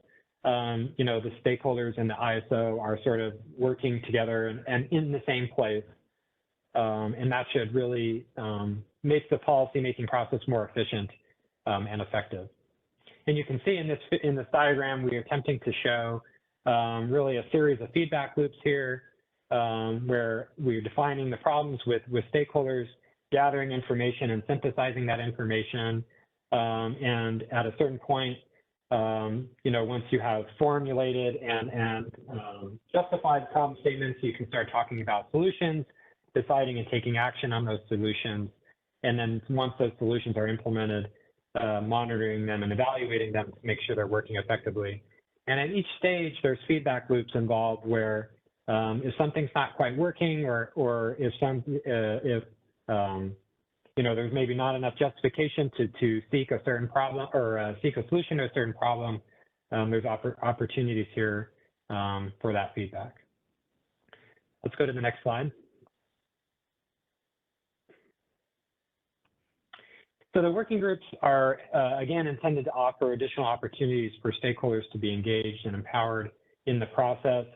I want to just summarize the three parts sort of what the working group structure looks like. Working groups themselves are open to all CAISO stakeholders. The meetings are public. They're posted on our website, our stakeholder initiative website. Like I said, the recordings are posted. All the materials that we present are posted publicly on the CAISO website. All the feedback from stakeholders to those materials are posted publicly. So it's a really easy way for stakeholders to get involved. The deliverable that sort of drives the two deliverables that drive the working groups are, first, the discussion paper. The discussion paper is a document that intends to reflect the rest of the working groups, the discussions that are happening, and sort of captures, you know, from start to finish, what the working groups discussed, you know, how things may have changed over the life of the working group discussion, things that the stakeholders in the ISO sort of came to some consensus on, or highlighting places that still need additional work. So the discussion paper attempts to capture all of that discussion. And then the action plan is the culminating document of the working group, with which we transition from going from a working group structure into more of the traditional policy structure that we had in the past. So the action plan sort of bridges, you know, a culmination of the working group discussion and serves as a way to capture the working group conclusions for the ISO as it moves into forming its policy. And so really you need to have that link there, or else, you know, the working groups really need to have that, that link, or else you would lose all the momentum and work you did in the working groups when the actual policy and proposals are put out there. Next slide, please. So I'm just gonna really briefly summarize the first three topics, and then some of my colleagues on the panel will dig into these a little deeper. We're talking about scarcity pricing right now in the working group setting. Scarcity pricing is a mechanism to establish market prices during shortage conditions, which I've already mentioned. I've listed some key challenges here of scarcity pricing, making sure that offer prices and penalty values are appropriate and produce prices that are just and reasonable under scarce conditions.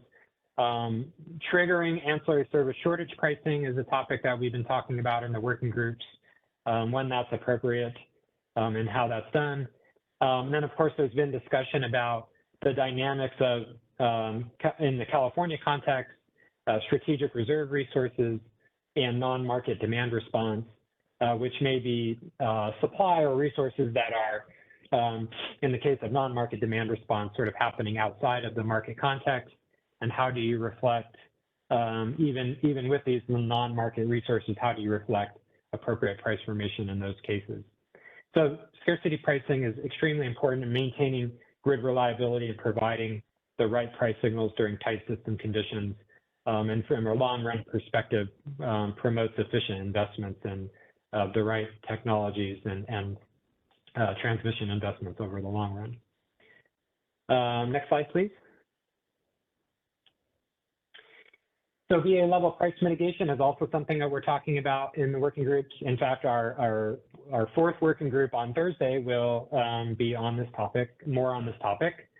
So, you know, really similar to flow-based transmission constraints, which we assess for local market power in the CAISO market today. If VA transfer constraints bind, that can create isolated, price-separated local areas within the larger Western EIM or EDAM that are subject to market power mitigation procedures under the ISO's market rules. So the this initiative is intended to explore whether we can, whether there are improvements to this approach that are possible. One example being through a grouping approach. I'm happy to talk a little bit more about that if there's interest. And of course, we'll be talking about this at the working group on Thursday. And then there's also discussion about if a grouping approach is pursued, whether or not the CAISO BA should be included in any such grouping approach. As today, the CAISO BA is not part of this specific market power mitigation procedure. And then my final slide is slide 9, I believe. I'll go to that slide. And then sort of the concluding statement here on fast start pricing. As I mentioned, fast start pricing in concept allows or makes it easier for fast start resources to set the market price, simultaneously incorporating their commitment costs into that price. So CAISO is planning to conduct analysis to assess the potential market impacts of fast start pricing before moving into policy discussions. We did have 3 workshops last fall and this spring talking about fast start pricing fundamentals. So if folks are interested in learning about that, we do have that on our price formation stakeholder initiative page. You can go back and review those, and I'm happy to walk people through those as well if you want to contact me. But there was consensus that there was a feeling that the CAISO really needed to sort of analytically put some meat on the bones in terms of what the impact of different sensitivities of fast start pricing might look like for various critical metrics of interest. So the CAISO plans to do that. We will be conducting working groups specifically on this fast start pricing analysis sometime in the near future. We have not yet announced a for sure date on that yet, but we're working on planning that as we speak. So I hope that's a good overview of price formation enhancements initiative, some of the topics that we're working on, and how RIF members can get involved. I'll pass the mic back to you, Alex. Thank you, James. I'm going to go ahead and pass it real quickly over to Lauren, and we're going to try to stay on time here. Yeah, great. We'll do some quick passing on the mic, and thanks, James. That was a very helpful overview of the initiative, a good reminder for why we're having the discussion today. You know, as Alex said, there's been a lot of discussion already, really good stakeholder engagement in that discussion. So that was why, when thinking about, you know, how can the RIF add to this discussion, as Alex said, we thought, let's bring in some outside thoughts, outside approaches to add to that discussion. Just so people could start thinking through how our approaches that other markets have taken, you know, how might they work well for the CAISO? What are some areas where a different approach might be needed to feed into that discussion that way? And that's why we've brought this great group of panelists together today. So I'll go through with some quick introductions. First, we have Bob Helrick Dawson. Bob is a senior economist at FERC, and he's been with the Commission for over 16 years working on these issues. He's spent half of that time in FERC's Folsom office working directly with CAISO staff and stakeholders. So he's very familiar with CAISO-specific issues, as well as really understanding the Commission's guidance and history related to the topics that we're discussing today. Bob plays a key role in reviewing and evaluating the filings ahead of the Commission, as well as contributing to FERC rulemaking. I will make a note, given Bob's role in reviewing those issues in front of FERC, we will ask that folks refrain in the Q&A session from discussing anything that is currently before the Commission. So please just take a quick note of that. Next, we will be joined by Paul Gribick. He is the director and founder of Paul Gribick Consulting. Paul has previously spent time at Pacific Gas and Electric, where he worked on evaluating CAISO market design. But previous to that, and where he's going to share his expertise from today, he held a number of positions at the Midwest Independent Transmission System Operator. So at MISO, Paul worked as the Director of Financial Transmission Rights Markets, Senior Director of Market Development and Analysis, and Consulting Advisor on Market Development. He's had extensive experience working on the economic foundation of electricity markets, including the pricing issues that we'll be discussing today. And then our final panelist is Jim Gonzalez. He's a principal in market operation from the Southwest Power Pool. Jim has over 15 years of experience at SPP. He's held a variety of positions contributing to the market development and reliability of the SPP grid. He's worked on the development, management, and administration of both the rules and the systems required to implement SPP's energy and ancillary service markets. So his work there, it's included policies and systems on the SPP Eastern RTO footprint, the SPP's Western Energy Imbalance Market Services, WEIS, and he's been working on the development with Western parties on the SPP Markets Plus day-ahead market. So welcome to our panelists. We're not in person, but virtual round of applause. And we did give our panelists quite a challenge in trying to talk through and touch on the issues that James highlighted. 3 really meaty issues there, and asking them to talk through some of those in 15 to 20 minutes. So please, if you have, as Alex said, hold discussion questions till the end. We'll try to leave some time there for discussion. If you do have clarifying questions, please jump in with those. With that, I will hand it off to Bob. Okay, thank you, Lauren. Can we do an audio check? Can you hear me in the back of the room? You are coming through. All right, cool. Thank you very much. Yeah, my name is Bob Helrick Dawson. As Lauren was saying, I'm with the Commission, the FERC, and I've been there for a fair amount of time now. I work in the Office of Energy Market Regulation. For those of you that don't know, that's the office that takes the lead in processing all of the tariff filings that come into the Commission. We work obviously with our General Counsel and our Policy Office and others processing those, but we have sort of the administrative lead on that. So let's go to the next slide, please. I have a lot of slides, and some of them I'll go through pretty quickly. So I have to give you this warning. I'm required to. I don't speak for the Commission. I don't speak for individual commissioners. I only speak for myself. So I have to tell you that. I also like to add that I'm an economist. I'm not a lawyer and I'm not an engineer, so you'll have to excuse me if I don't get my legal citation right or if I explain Kirchhoff's law wrong or something like that. I don't think we're going to hit on any of that today. And as Lauren said, we can't talk about anything ex parte, or you can, I just have to get off the call. So that would include CAISO's current EDAM and DAME filings. And it includes the scheduling priorities filing, basically anything that's active in front of the commission. Okay, next slide then, with that in mind. Here's my agenda for some big points that I'd like to hit on. So I want to go through, for those of you that don't know it, the commission has a fairly extensive history with this idea of price formation, going back to 2014, and I basically worked on all of this, so that's kind of handy. Some of the principles that you've seen before, we can talk about those. Also, I like to call what I call tripping hazards, things that you need to, questions you need to ask yourself and make sure that you can answer both for yourself and for the commission. Should anyone decide to file a tariff proposal with us, that it really applies to everything. So then we'll talk about some acceptable shortage or scarcity pricing principles and designs. By the way, James referred to scarcity pricing. I prefer the phrase shortage pricing because you are physically within a shortage. Also because I'm an economist, and for me, all goods are scarce, so that never makes any sense to me, but there's going to be a really important delineation between those later. We'll talk about market power mitigation a little bit because that's perhaps bordering on ex parte. And then if time and interest allows, just one slide each on fast start pricing and out-of-market operator actions, which I'm really happy that James mentioned because I think it's very important. Okay, next slide. I also have a waterfall type graphic here.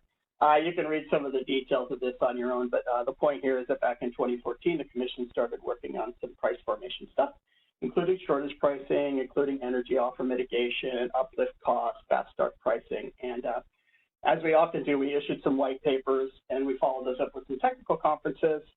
And then we take public comments. In this case, the commission issued an order directing reports from the ISOs. And then once we got those in, we took public comments on those. And then that eventually led, I'm not sure if you can read this very well, but in the lower green box, this is Order 825, Order 831, 844, and then just a notice of proposed rulemaking on fast start pricing. So let's talk about a couple of those on the next slide here. Okay, 825 dealt with shortage pricing, so that's handy. Really two big points here. The commission, sometimes I say we, when I say we in this sort of setting, I'm talking about the commission, found that there were two problems. The first was that some RTOs or ISOs were actually restricting when shortage pricing was invoked. They might have had some rule in their tariff that said, yeah, we're a little bit short on, say, spinning reserve, but because this other thing caused it, we won't call that a shortage, and we won't invoke shortage pricing. Well, the commission said, no, you can't do that. If you have a physical shortage, you must invoke shortage pricing. End of story. This was actually a fairly short rulemaking. And then the second thing that the commission found was that in some cases, RTOs or ISOs were averaging up prices when they did settlement. So for instance, you might take all of your 5-minute interval prices and average them up over the hour and then settle on that. And the commission said, no, that's not going to do because those 5-minute prices were purposeful, right? You calculated a 5-minute price, you needed a 5-minute dispatch, therefore you need to settle each one of those 5-minute intervals on that exact price. You can certainly imagine a case where somebody might be dispatched in intervals 3, 4, and 5, right? And only those. And if that's the case, and you then average your prices over the course of the entire hour, you're not actually sending the right price signal to that resource that in fact responded to that dispatch signal for only those 3 intervals. So that was Order 825. And if we flip, we can talk about Order, I always forget the numbers here. Next slide is 831, I think. Energy market offer caps. So it's interesting to know that in the staff white paper that was issued prior to the technical conferences on this particular topic, the finding from staff on our analysis was that energy offer mitigation was not over-mitigating resources. However, in this generic rulemaking, the commission said, okay, that's true, fine. However, the $1,000 per megawatt hour hard offer cap that we've had for a very long time in the ISOs and RTOs, We think that might actually be too low nowadays. That could be keeping LMP too low, and it could be restricting cost recovery.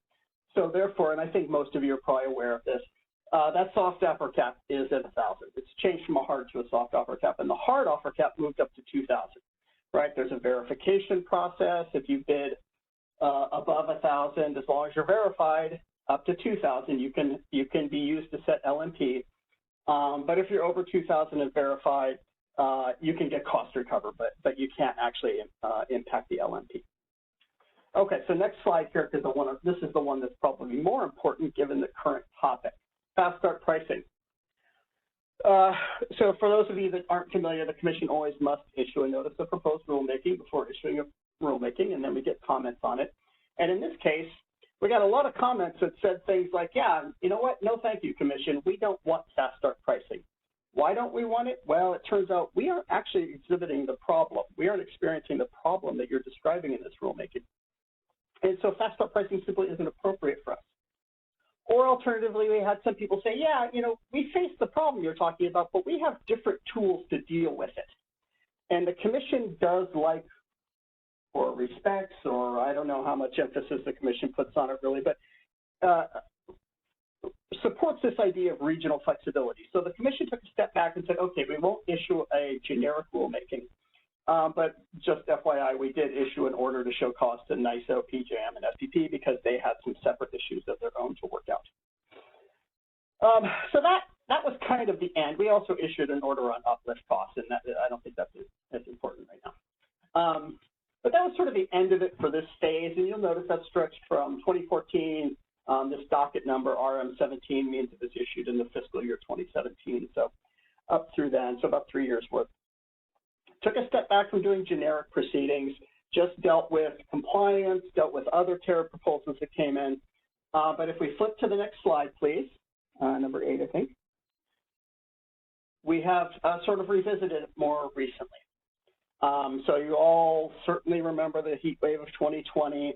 That spurred then Chairman Glick to say, you know what, we need to start looking at things again a little more holistically. And we held some tech conferences on, for instance, Western Resource Adequacy, which I'm sure a lot of you either participated in or certainly listened to, on extreme weather events, on a number of different topics, including, once again, price formation. And when we started that talk internally, what we thought we were going to really focus on was how do you incent the entry and retention of flexible resources. And you can define sort of flexible, I suppose, in a number of different ways. Just think of it as fast ramping up and down, fast startup, fast shutdown, multiple startups and shutdowns per day, those sorts of things, right? So they can respond to those extreme weather events, they can respond and back up maybe variable energy resources, that sort of thing. As we moved through the process, however, it became a little more generic. We thought, well, we really, I think, just need to focus on sort of energy and ancillary services markets sort of more generally, and whether or not they are operating properly or need to see changes given some shifts in the needs of our systems these days. So next slide. All right, thank you. So another case of issuing white papers, and it's just one of them. Having a technical conference, we held 2 different half-day technical conferences. This is all virtual because it's during the pandemic. We took some public comments again. We then again issued an order directing report out to the ISOs and the RTOs, and then took public comments on those. And that's where we stand. I realize it sounds like that's a year and a half ago, but if you consider that we issued it, there was probably a 6-month period for the ISOs to submit their reports, and then another couple of months beyond that for public comments, and we've had a change in leadership at the Commission in between there. So all of that is still sitting in front of us. And so I don't know what the Commission's going to do. Even if I did, I couldn't tell you because, you know, those are the rules. But that's where we're sitting right now. So you can go back and see those responses to our order directing reports and get an idea of what people are thinking are the sort of big issues right now. So let's move on to some principles of price formation. Next slide. Excuse me. You've seen these before, and I agree with them. James just listed these and some more. I know no issue with anything you said. Efficiency, transparency, both very important. You can read the other sub-bullets on your own. You want to also, I'll throw this in, I would suggest minimize transaction costs. This has always been a thing of mine since graduate school. And that is the cost of actually carrying out a transaction. What does it cost you to actually participate in the market? And I think that has probably a big impact on your market efficiency, because it impacts who's going to choose to participate and how they're going to participate. So the degree to which you can minimize your transaction costs in your market, that's better. So I would always throw that one in there too, and that might be like ease of tariff rules, you know, how you would read the tariffs, how you understand them, maybe training that's offered by the ISO, which CAISO I'm sure does a great job of. So again, no arguments there. You see these sorts of principles in the working groups, and we all nod along with them and agree. So let's move to the next slide.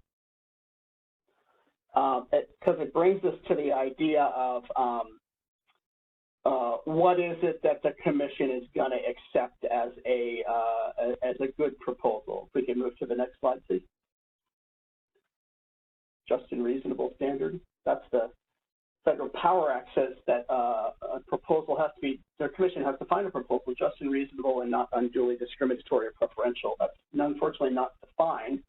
I'm not seeing the slide moving, but perhaps you can see it on your end. Unfortunately, it's not, like I said, it's not defined, and people, I suppose, could define just and reasonable in different ways. For instance, if you can see the slide, I've written fairness. Well, that's also kind of vague. Maybe the highest possible price or the lowest possible price. That's not something the commission tends to go for. Economic efficiency, however, is something that the commission has spoken a lot about. So, you know, that's price formation. So then that leads us to having to look at the actual precedent that the commission has issued. And then ask, okay, so can we learn anything from that precedent? So let's go ahead and flip to the next slide, slide 12, the right shortage price. Thank you. As James pointed out, penalty prices actually serve several purposes. And in the short run, of course, it's sending that signal to either make supply available or reduce your demand on the system. But it also, I'll point out, it provides a trade-off between reliability and the cost you're willing to pay for that reliability. At some point, it's right. So the operating reserve demand curve puts a maximum price that you institute when there's a physical shortage, but it also says I'm not willing to pay more than this, and I will purposely go short in order to not pay that much money, right? So that's the important short-run part of it. There's an argument that there's also a long-run signal for entry and retention, and I think that's debatable. And when we held our tech conference, we had other commenters, one from CAISO, one from the CPUC, and others, agree with that point and make it very clear that, you know what, ancillary services revenues are actually quite tiny relative to energy, and even more so relative to whatever fixed cost payment you get either in an RA program or in a centralized capacity market like in the East. So it's hard to say that that price signal you send in the ancillary services market is going to incent entry into your market at all. So that's still a debate. And so maybe you need to push some of that off into your RA program or however else it is you incent entry and retention. All right, so it serves those two purposes. I would argue that it's mostly a short-run one. And then there's the question of how you actually determine the administrative prices, right? Those values on that demand curve. And there are two methods that the commission has been happy so far to accept. One is looking at historical procurement costs, right? To say in the past, look, I've only had to pay $50 maximum for that megawatt of spinning reserve, and I don't feel like paying any more than that in the future. Or maybe it's always been 50 in the past, and we'll pay 1.5 times that or something at the maximum. And that's both to control costs and also to send the price signal that says, hey, we still need more, right? The commission has accepted that. The commission has also accepted basing it on some value of lost load, which I note here is really nice in theory. MISO, I believe, uses value of lost load for their maximization on their ORDC. But different consumers have different values of lost load. And even one consumer might have a different value of lost load at different times of the day. So you can compare me to a hospital administrator, and our values of loss load are probably different. And my value of loss load might shift during the day, 2 in the morning versus 2 in the afternoon on September the 12th, normally when it's very, very hot here in California. If you're running a hospital, you probably want your power on all the time. So anyways, it can be done, it's just tricky.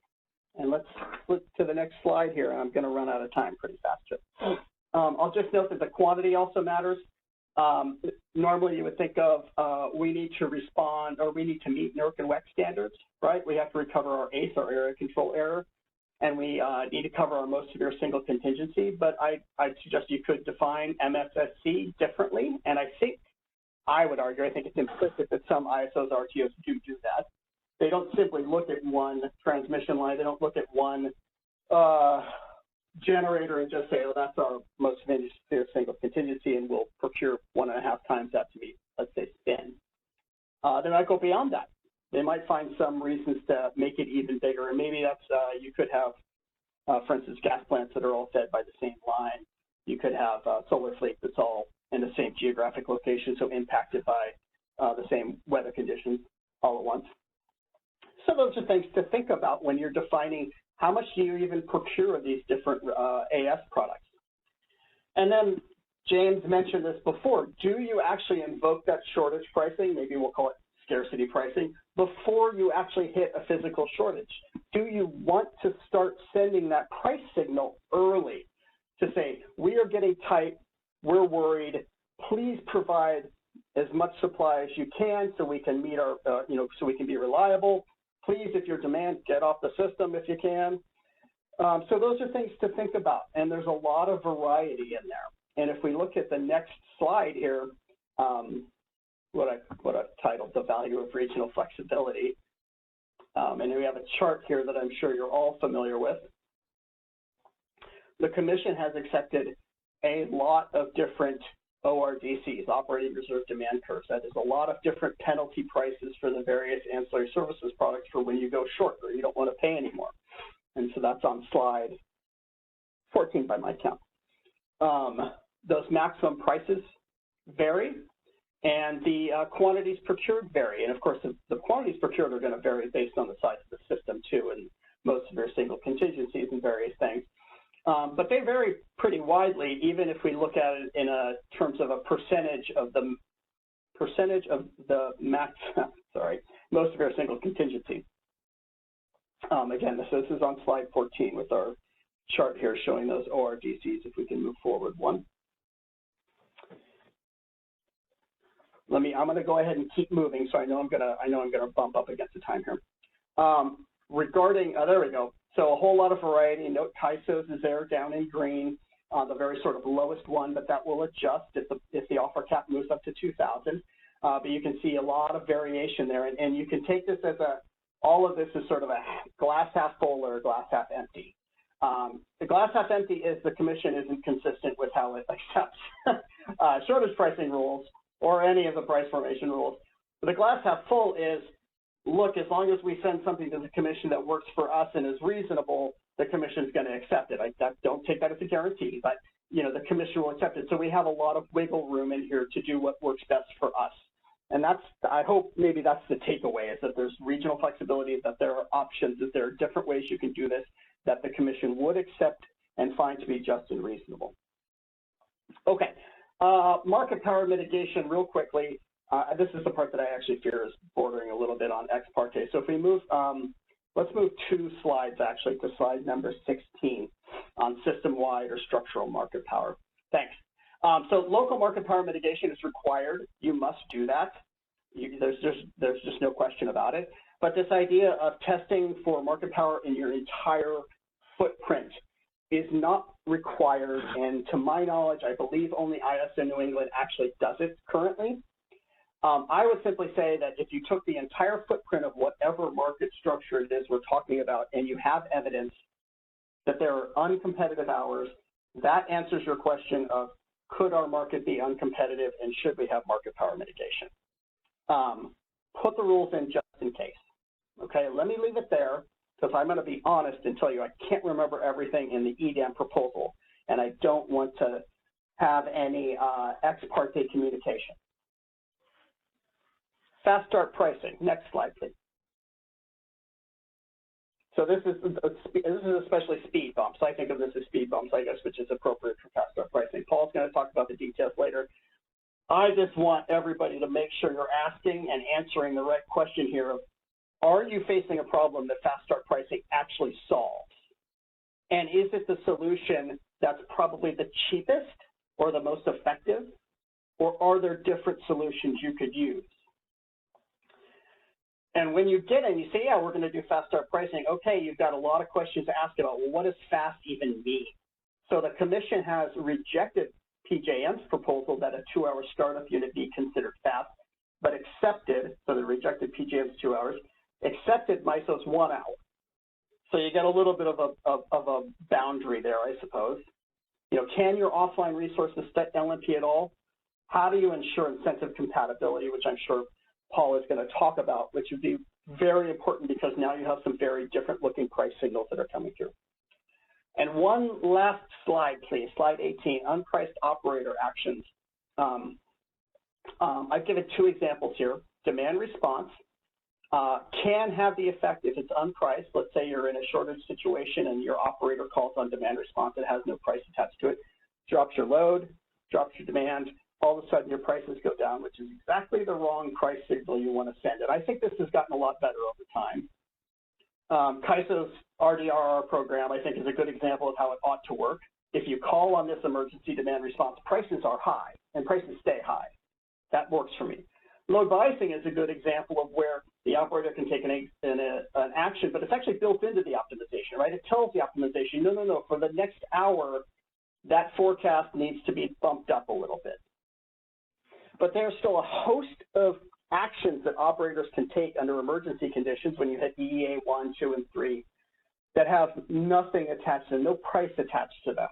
And those, a voltage drop as an example is the one that I thought of off the top of my head when I was writing this.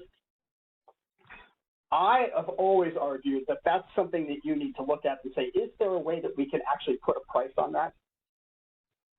Probably can't reduce them, right? Because those are emergency actions. We want operators to be able to maintain reliability and not worry about it and not worry about their effect on the market ultimately. But can we put a price on them? So I think that's something important to keep in mind as you talk about price formation. It's maybe not at the top of the list, but nonetheless, something to think about. And so that's my last slide. Thank you. I apologize. I think I went over time. And I'm happy to take questions later. Thanks. No problem. Thanks, Bob. And we covered a ton of ground there. I was also going to say, you know, it's a good topical discussion when you have to skirt around ex parte. So thanks for handling that. I know we lagged a little bit on the slides. I'll just point out to people, if you want to look at some of those graphs a little more in depth, all these slides are posted, all the presenter slides are posted on the Regional Issuers Forum website. So with that, and Bob did a great tee up for taking a deeper dive on Fast Start with Paul. So I'll hand it over to Paul. Hello, let's see, just to give you a bit of background, I'm no longer associated with MISO, but I used to be the Senior Director of Market Development and Analysis there. And while I was in that position, I led the development of the Fast Start pricing approach that MISO implemented. Because of this, I was asked if I could give an overview of the reasons that MISO developed Fast Start pricing and how the approach works. So can I get the next slide? In this talk, there's a few things I will cover. First, I want to go over the couple of problems that MISO ran into that led MISO to develop Fast Start pricing, to investigate it. Then back up a little bit, say what MISO does to clear its market, just to give a brief level set. Issues that arise when you set prices to marginal costs of energy and ancillary services. How MISO decided to move toward setting prices that reduce the side payments that are required to get participants to follow the schedules that MISO sets. In essence, the prices will not cover all of their costs and you have to give them side payments. Otherwise, they won't follow their schedule. And then the simplifications that MISO developed that led to what they call extended LMP. So let's go to the next slide. The MISO initially used locational marginal prices to settle energy transactions and the marginal price of ancillary services to settle ancillary service transactions. There were a couple of problems that MISO ran into when it was using that. The first was there were times that MISO in real time would commit and dispatch a fast start resource. That fast start resource, committing it and running it, was often the most expensive action that MISO had to take. But it found that the LMPs would drop after it committed and dispatched a fast start resource, and it wouldn't cover the resource's costs. So MISO's market monitor recommended using the New York ISO approach to fast start pricing. They had a mess of fast start resources in New York City, which they had to turn on to meet New York City requirements. They were very expensive. They could not set LMP because they were either at zero or they were located at a block. There was a fixed amount coming out of them. But New York came up with an approach to let them set price. That sounded reasonable. However, we could not do that at MISO because our fast start resources were not block loaded. We always had a dispatch range on them. So their approach couldn't port. The second reason was that as load increased, MISO would sometimes near shortage conditions where we were starting to run out of supply. What MISO would do would issue an alert and call on emergency demand response. At that point, LMPs would often drop, which was a terrible price signal. We're running out of capacity, we're running into tight situations, and we're sending a signal that energy was worth less as supply got tight. The EDR suppliers complained that saying that at the price MISO was setting, they would rather have stayed on. And they were threatening to stop offering EDR, which was necessary for reliability.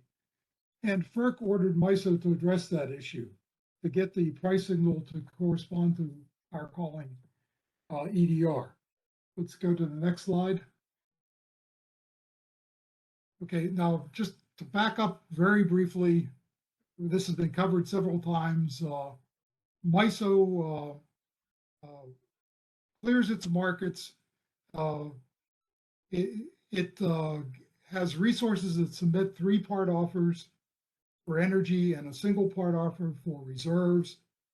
The three-part energy cost offer consists of startup costs, what it costs to turn the resource on, no load costs, what it costs to keep the resource on but not produce energy, and incremental energy costs. That's similar to what CAISO does, where you have your startup costs, min load costs, and incremental energy costs above min load. They're basically equivalent. And then they also submit their ancillary service costs.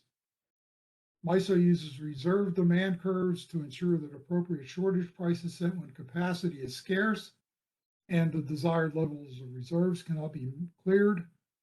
And what MISO does is it schedules its resources to maximize market surplus. Namely, it wants to maximize the value of the demanded servers measured by their bids, less the cost of the resources scheduled as measured by their offers. What MISO does is it uses SCUC, Security Constrained Unit Commitment, to commit resources, followed by Security Constrained Economic Dispatch to dispatch the resources it committed. So that's pretty much standard. Just about every ISO does something similar. Let's go to the next slide. At the start of the markets, as I mentioned before, MISO used marginal cost pricing to set the prices for the product.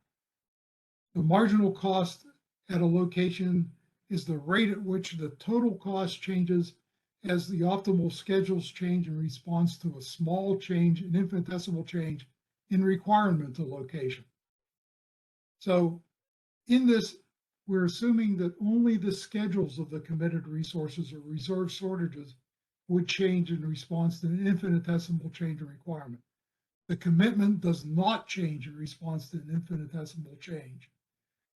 So only the incremental energy costs or the AS costs show up in the prices.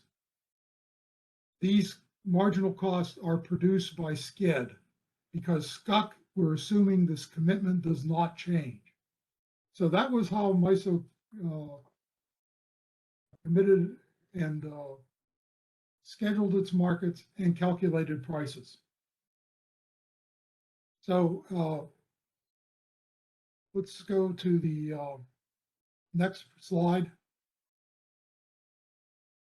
Go to slide 6, okay. The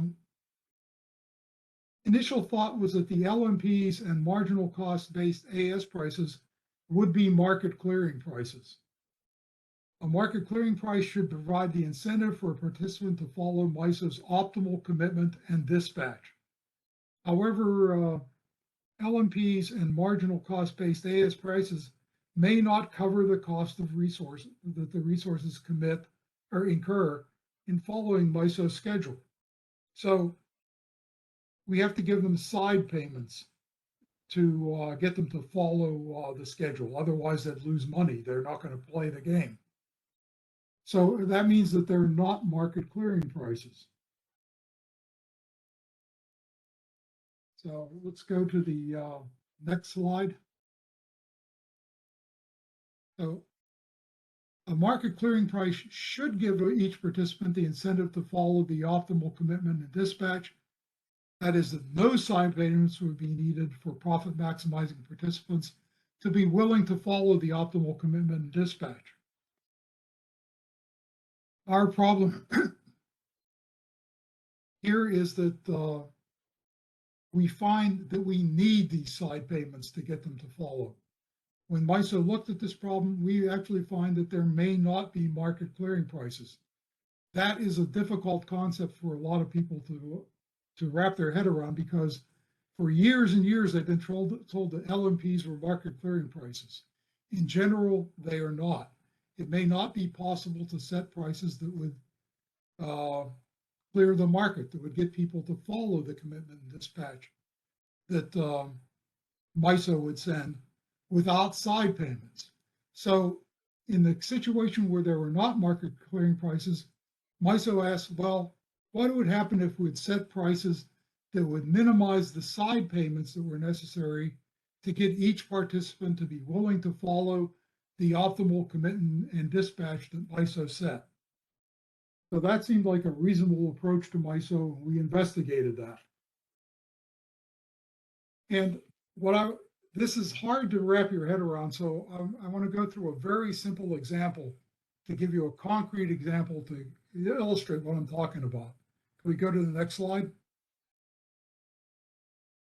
This example is extremely simple. I only have 3 generators and a single period. I have 2 generators that are not fast start resources. They're committed and dispatched in real time from day ahead, so we don't even look at their commitment costs. They're sunk. G3 is the fast start resource that is available to be committed in real time. And what we have here is G1 can go anywhere up to from 0 to 100 megawatts at $50 a megawatt hour. G2 can go anywhere from 0 to 100 at $60 a megawatt hour. G3, if I don't commit it, is at 0. If I do commit it, it must operate at least at 50, can go to 100. It has an incremental energy cost of $2 a megawatt hour, but a no load cost of $6,800 per hour. This is roughly some of the fast start resources that we had in MISO at the time. We had some combustion turbines where if we turn them on, they have a high no load cost and an incremental energy cost that is lower. So in essence, the average cost of running this resource is higher than its incremental energy cost. That caused problems in the pricing algorithm. So let's see, let's go to the next slide. And I'll show how this thing gets dispatched. If I have a zero load, what I will do is first of all use G1 as load increases. As load increases from 0 to 100, G1 increases from 0 to 100. And it does it at $50 a megawatt hour. When I reach 100, G2 is at its max, so G1 is at its max. G2 starts moving up. It goes from 0 to 100 until load hits 200. Once I move just beyond 200, I have to turn G3 on. I have to commit my fast start resource. When I commit my fast start resource, the least cost dispatch takes G3 all the way to 100 because its incremental energy cost is so low. G2 is back down to 0. And now as load increases from 200 to 300, G2 starts moving up again. That jump of G3 causes problems with finding a market clearing price. If I look at the next slide, go to the next slide, please. If I look at my total cost, whenever I'm moving from 0 to 100 megawatts, G1 is moving up at $50 a megawatt hour, and it goes from 0, the total cost goes from 0 to $5,000 per hour. Whenever I start moving up from 100 to 200, G2 starts moving up at $60 a megawatt hour. So my total cost moves from $5,000 to $11,000 per hour. Whenever I commit G3 at 200, I get a jump in total cost of $1,000 per hour because I'm moving G3 all the way up to its 100, and I back G2 down. There's a jump in the total cost curve. And then as I move up again, G2 starts moving up. That jump is what causes a problem in the algorithms finding a market clearing price. It means that there isn't a market clearing price between 200 and 300. If I look at the next slide, go to the next, I can show you what happens here. The LMP at a load is the slope of the total cost function. As I mentioned before, from 0 to 100, the generator that moves is G1, and it sets the LMP at its incremental cost of $50 a megawatt hour. As I go from 100 to 200, G2 is the thing that's responding, and it sets the LMP at its incremental cost of $60 per megawatt hour. When I go from 200 to 300, again, G2 is the one that's responding because G3 was moved up to its max and it's staying there. Sets the LMP at $60 a megawatt hour. If I look at the G3, above 200 megawatts, it's producing $100 a megawatt hour, and it costs $7,000 per hour to operate at $1,000 per megawatt hour. The $6,800 per hour no load, and the $2 per megawatt hour for incremental energy at 100 is 200. It's $7,000. It's only going to get paid $6,000 at the LMP. It requires an uplift of $1,000 per hour to cover its costs. So that is where the no market clearing price comes in. Let's look at the next slide. Go to the next, okay. And as I mentioned, for any load between 200 and 300, there is no market clearing price. For a price between 60 and 70, the profit maximizing generators, G1 would want to operate at 100, G2 would want to operate at 100, G3 would want to be at 0. I only get 200 megawatts. For any price above 70, G1, G2, and G3 would want to operate at 100. I get 300 megawatts. For a price of exactly 70, there are two profit maximizing dispatches, G1, G2 at 100 and G3 at 0. or G1, G2 at 100, and G3 at 100.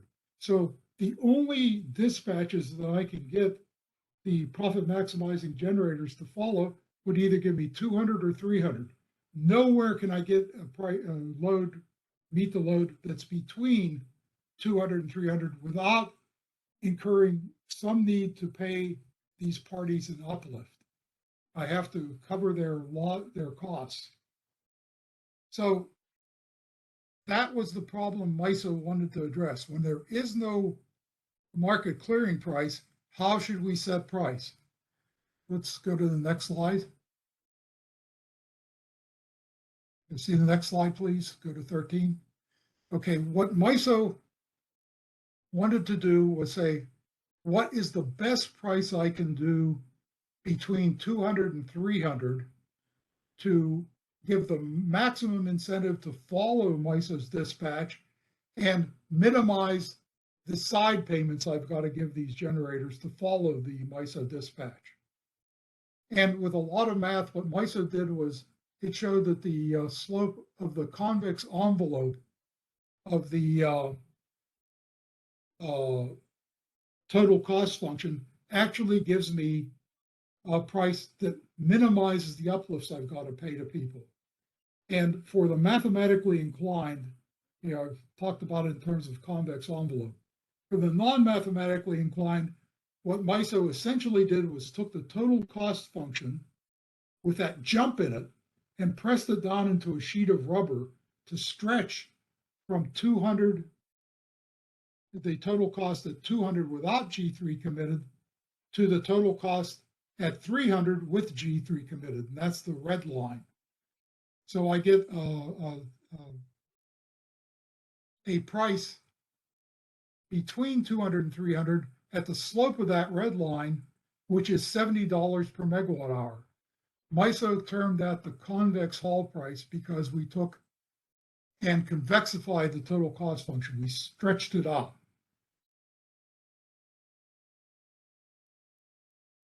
Let's see. And Paul, maybe just to note, I know you've got a couple more slides here, but if we could start heading towards, I know we're right in the middle of an example, but starting to get to some of your other takeaways just to make sure we leave time for questions and answers. Yeah, no, I've only got a few more slides, and this is the next slide shows what I was talking about. Go show the next slide. And again, what happens here is I'm showing the uplift that happens from following LMP in blue. Above 200, I have an uplift always of $1,000 per megawatt hour. When I use the CHP, my uplift initially jumps to 1,000, but as load increases and G2 moves up, I end up with my uplift dropping to 0 at 300. So the uplift is always below the uplift from the LMP. So MISO actually developed, let's go to the next slide. This is taking me. MISO developed test software to implement CHP. There are well understood algorithms that we can implement to solve CHP. However, there were no production grade packages that implement it. And also CHPs can be computationally intensive. So there was a risk in developing software which was new. It was computationally intensive. So to reduce risk in development time, MISO looked at other approaches. What MISO did was it studied what would happen if we calculated pricing by allowing fractional commitment of fast start resources and emergency demand response. That is, the commitment is not just either on or off. We would allow it to commit a fractional amount of the resource. It can be any value between 0 and 1. The one thing to note is that this is not the same as simply relaxing the minimum operating point for a committed fast start resource to 0. It's different. It differs from that. And that's oftentimes what you hear people say is you're just taking the minimum point and relaxing it to 0. No, we're actually allowing fractional commitment. The MISO called this ELMP, extended LMPs. It found that ELMPs were close to CHPs in general, and in many situations were exactly the same as CHPs. So MISO decided, let's implement extended LMP. Let's go to the next one. Okay, MISO also studied calculating CHPs and ELMPs simultaneously for multiple intervals over a scheduling horizon. So whenever we're looking at, in real time, we look at a number of intervals and simultaneously calculate prices. However, MISO decided to implement ELMP sequentially for single intervals. That's probably not the optimal thing to do, but that's what MISO decided to do. We amortized the resource startup costs over the minimum runtime for these single interval pricing runs. MISO did a lot of testing and found that the results were acceptable. That was the final version of fast start pricing that MISO implemented. And then my last slide, go to the next slide, is our definition of fast start resource. Initially, MISO defined fast start resources as resources that could be committed with 10 minutes notice and that had a minimum runtime of 1 hour or less. The reason we picked 10 minutes was that a lot of our fast start resources could be committed in 10 minutes, and our real-time commitment algorithm looked ahead 10 minutes, and that was the same as the look ahead for our economic dispatch. So the commitment of a 10-minute resource was done on the same time frame as the dispatch of the committed resources. So the energy from committing the resource was showing up at the same time as the change in dispatch. So they looked very, very similar. We said, let's treat them the same. Let's define fast start resources as something that can be committed on 10 minutes notice and go from there. MISO, after several years of experience with ELMP, liked the results and decided to expand the set of resources to which it applied ELMP. So it moved from defining a fast start resource as a resource that can be committed with 1 hour notification or 10-minute notification to one that could be committed with 1 hour or less of notification. And it tested that and said, you know, the results, we're getting benefit from this. Let's expand the definition of fast start resource. Yes, we're committing on an hour, maybe an hour ahead basis, and we're dispatching on 10-minute ahead, but they were working well enough that they decided to do that. Also, MISO found benefits to expanding the EDRs to ones that require notification of 4 hours or less and have a minimum runtime of 4 hours or less. So that was where it ended up. That's pretty much a quick overview of this thing in a very, very short time. Again, I wanted to give you the example so you can go back and play with it a bit. You can look at it and see what's going on, how the uplift arises, how the CHP minimizes uplift, and then you can also even play with ELMP and see that in a lot of cases, ELMP is the same as CHP. In fact, some of the academics studied and came up with conditions under which they are exactly the same. So it was not just pulled out of the air. There was some thought behind that. So that's basically fast start pricing at MISO from a fire hose. I hope I Yes, made thanks, a Paul. little And I know we gave you quite the challenge with doing that quickly, and thank you for including those examples. They were very, very helpful. So we'll switch gears here and go from talking about fast start pricing to market power mitigation, and we'll hand it off to Jim Gonzalez from SPP. Thanks, Lauren. All right, let's go ahead and start moving forward. Try to see if we can leave some time for general questions at the end. All right, I'm Jim Gonzalez. I'm the Principal Market Operations at Southwest Power Pool. Today, I will be talking exclusively about our RTO market in the Eastern Interconnection, as well as the Western Energy Imbalance Service Market. I'm not planning to discuss Markets Plus. I know it can sometimes be confusing with the number of markets we're administering or working on developing. Let's go to the next slide. And one more slide. All right, so SPP, we administer a variety of markets. As I said, as an RTO, we have a transmission service market. Participants can buy and sell use of the transmission lines owned by different parties, all consolidated under the RTO structure. We also have the integrated marketplace, which is the RTO market to the east. That's a full wholesale electricity day ahead and real-time market. It includes the consolidation of multiple balancing authorities into a single region, and also includes a TCR market, transmission congestion rights market, which is a big part of converting the physical rights on the transmission system into financial instruments as part of these large day-ahead market, RTO market consolidations. And then in the Western Interconnection, we currently have the Western Energy Imbalance Service Market. It's a contract-based real-time balancing market exclusively in the Western Interconnection. Go to the next slide. Just a real high-level map of where the two markets are in west versus east. All right, so we're gonna try to make up some time. So let's jump straight into SPP's mitigation implementation. So let's jump forward to the next slide. All right, so market power. So just some general information about market power. In general, no market participant should have the ability to unduly influence market prices through individual actions. So if you think about it, we want a market to be free and open to where no single individual could influence price.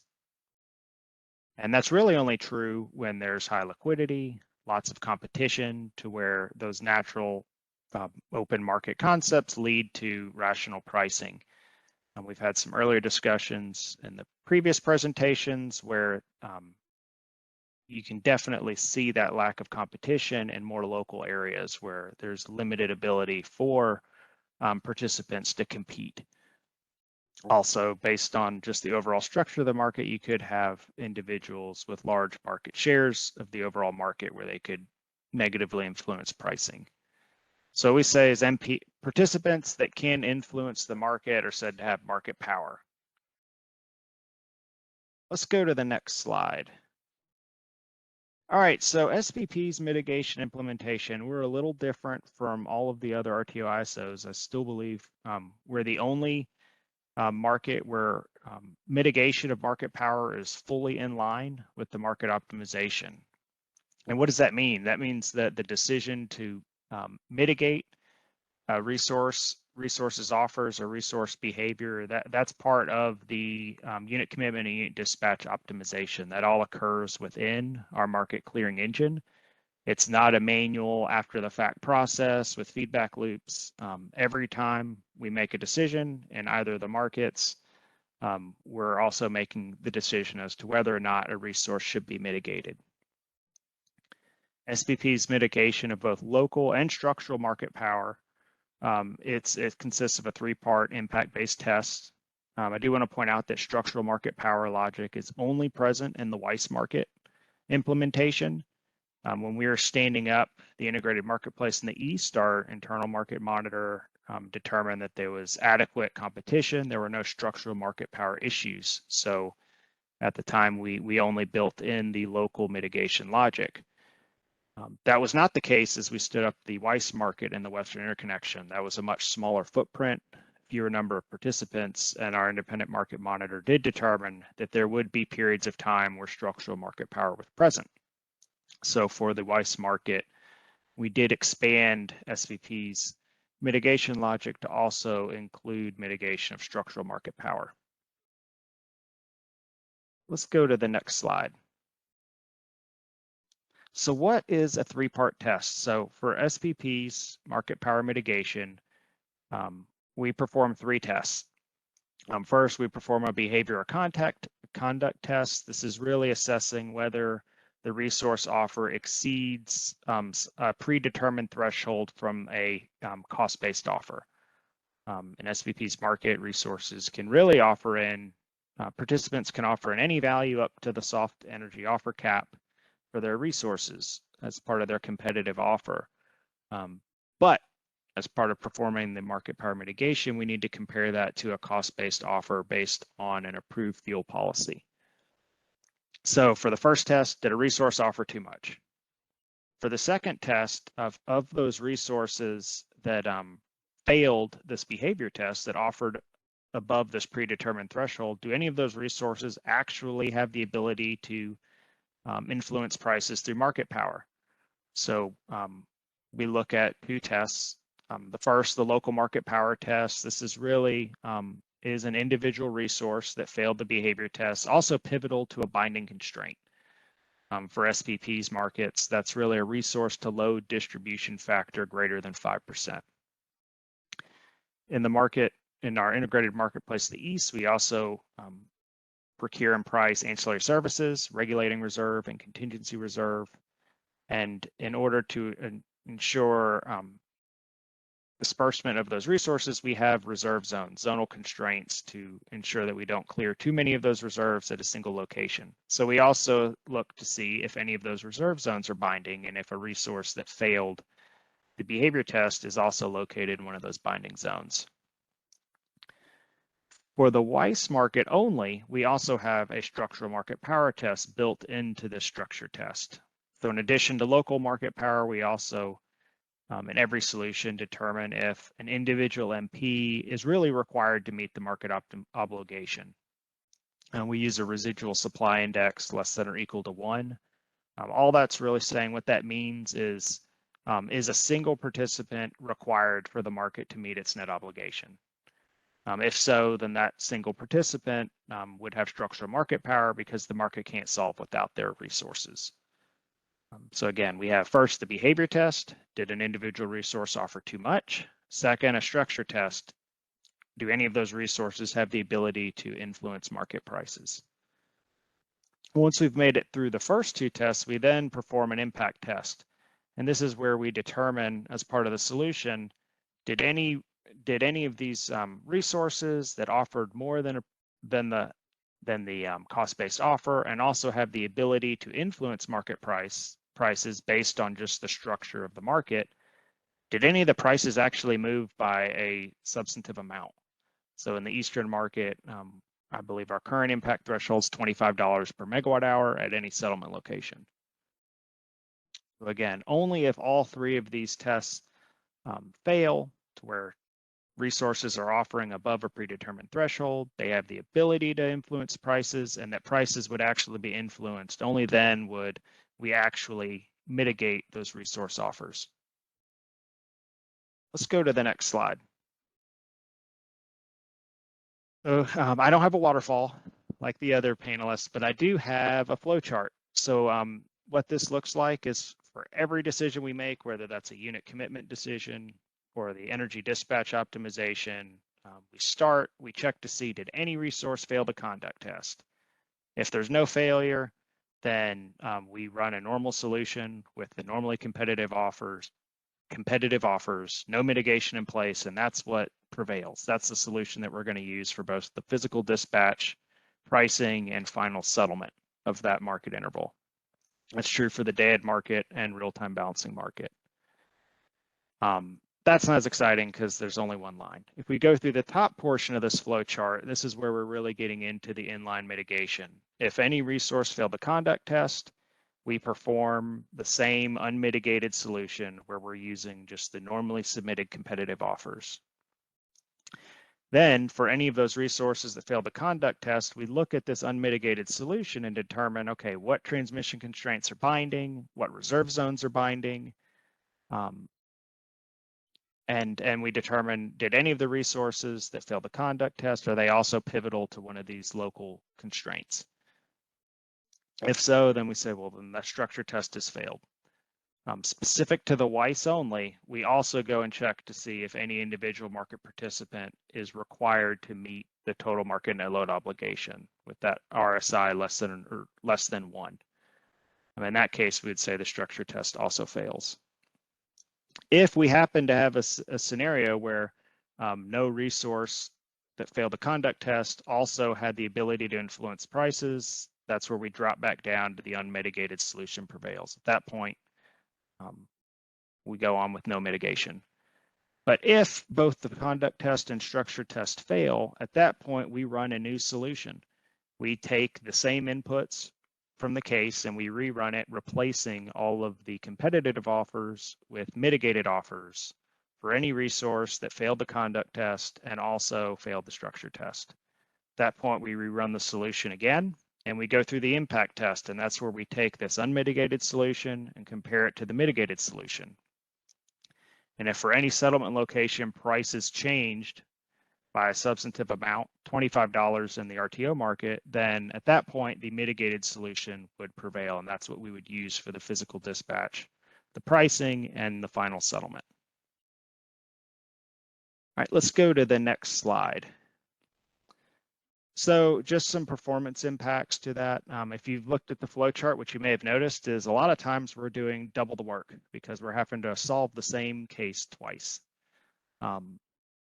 That's part of what the inline process requires. Is anytime we make a decision, we fail those first two tests, we have to run an additional solution so we have something to compare to determine impact.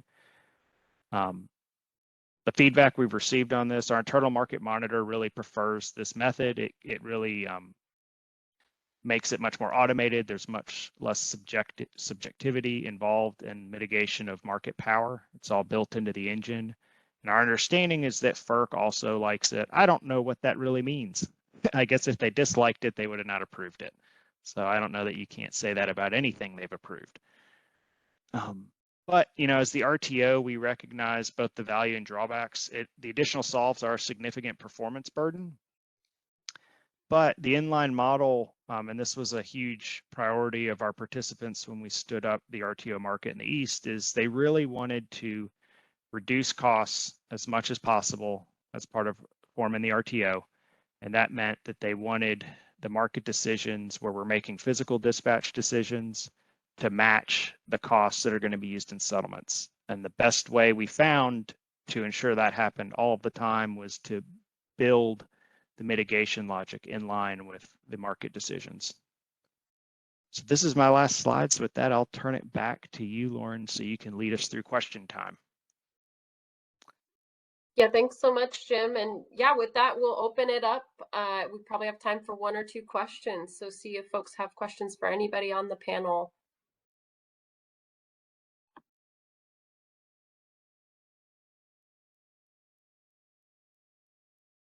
And I am not seeing if there's hands or anything in chat, any questions coming in. That's correct. Currently, I don't see any questions in the chat or any hands raised.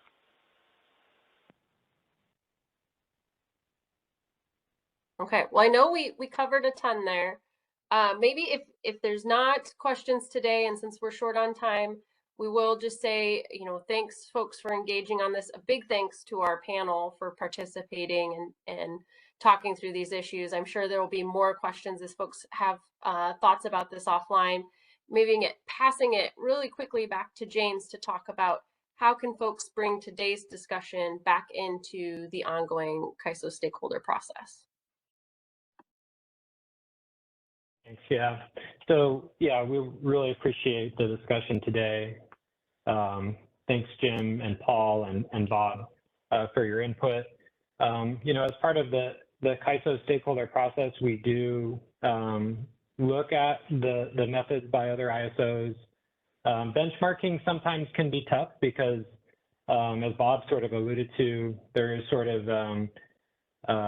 you know, each market is unique, each region is unique, has a different set of supply resources and system needs.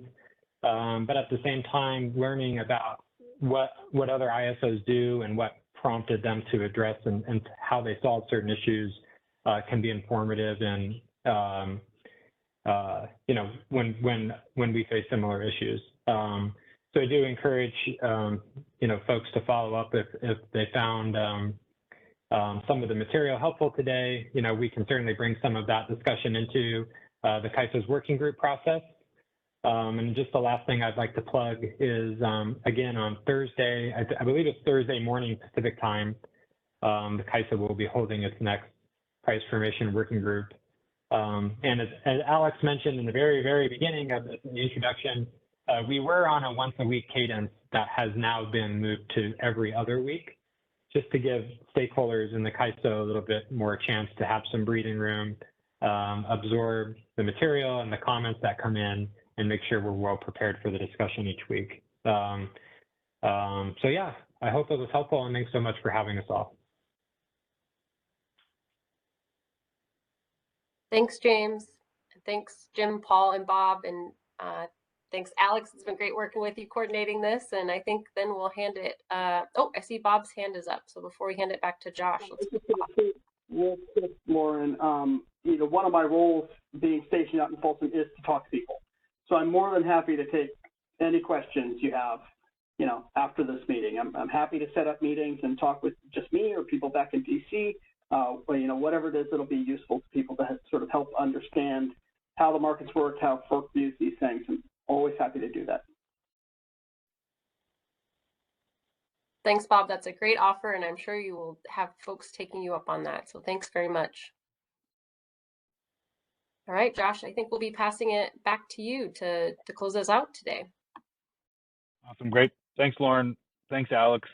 Thank you to all the panel participants throughout the morning. Really good conversation. So a couple things in closing. As I mentioned at the onset, this is our third meeting of the year. We are planning on having one additional meeting in December. We are eyeing the afternoon of December 11th prior to the governing body and board of governors meeting in person in Folsom. So that is a tentative date associated with the next RIF meeting. We're also working towards and planning a little bit further in advance for folks and for planning purposes to have a better general idea of the dates and the cadence for RIF meetings in 2024. So be on the lookout for additional information for upcoming RIF meetings flowing into 2024. A couple takeaways from the meeting today. The last slide that Meg had presented associated with inputs to the stakeholder catalog and priority process. I do encourage you all to re-review those questions. If you have inputs, questions, or thoughts, please reach out to your RIF sector liaisons. You know, we want to be in a place where we're working towards the issues, thoughts, ideas, or concerns associated with your sectors and the representation therein. So encourage you to participate in the process for determining the priorities of that we see in market design in the future.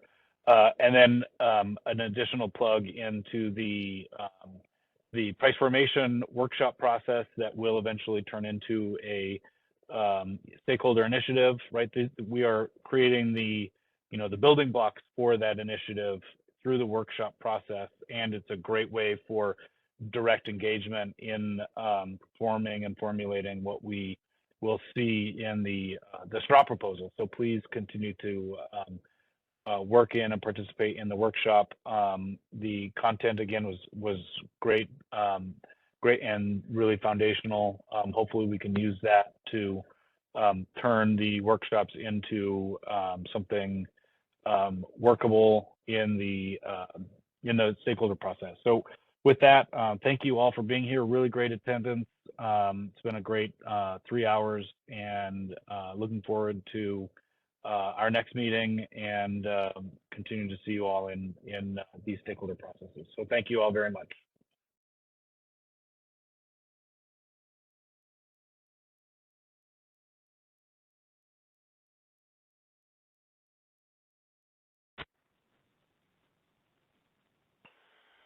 Thank you, and that concludes our conference. You may now disconnect.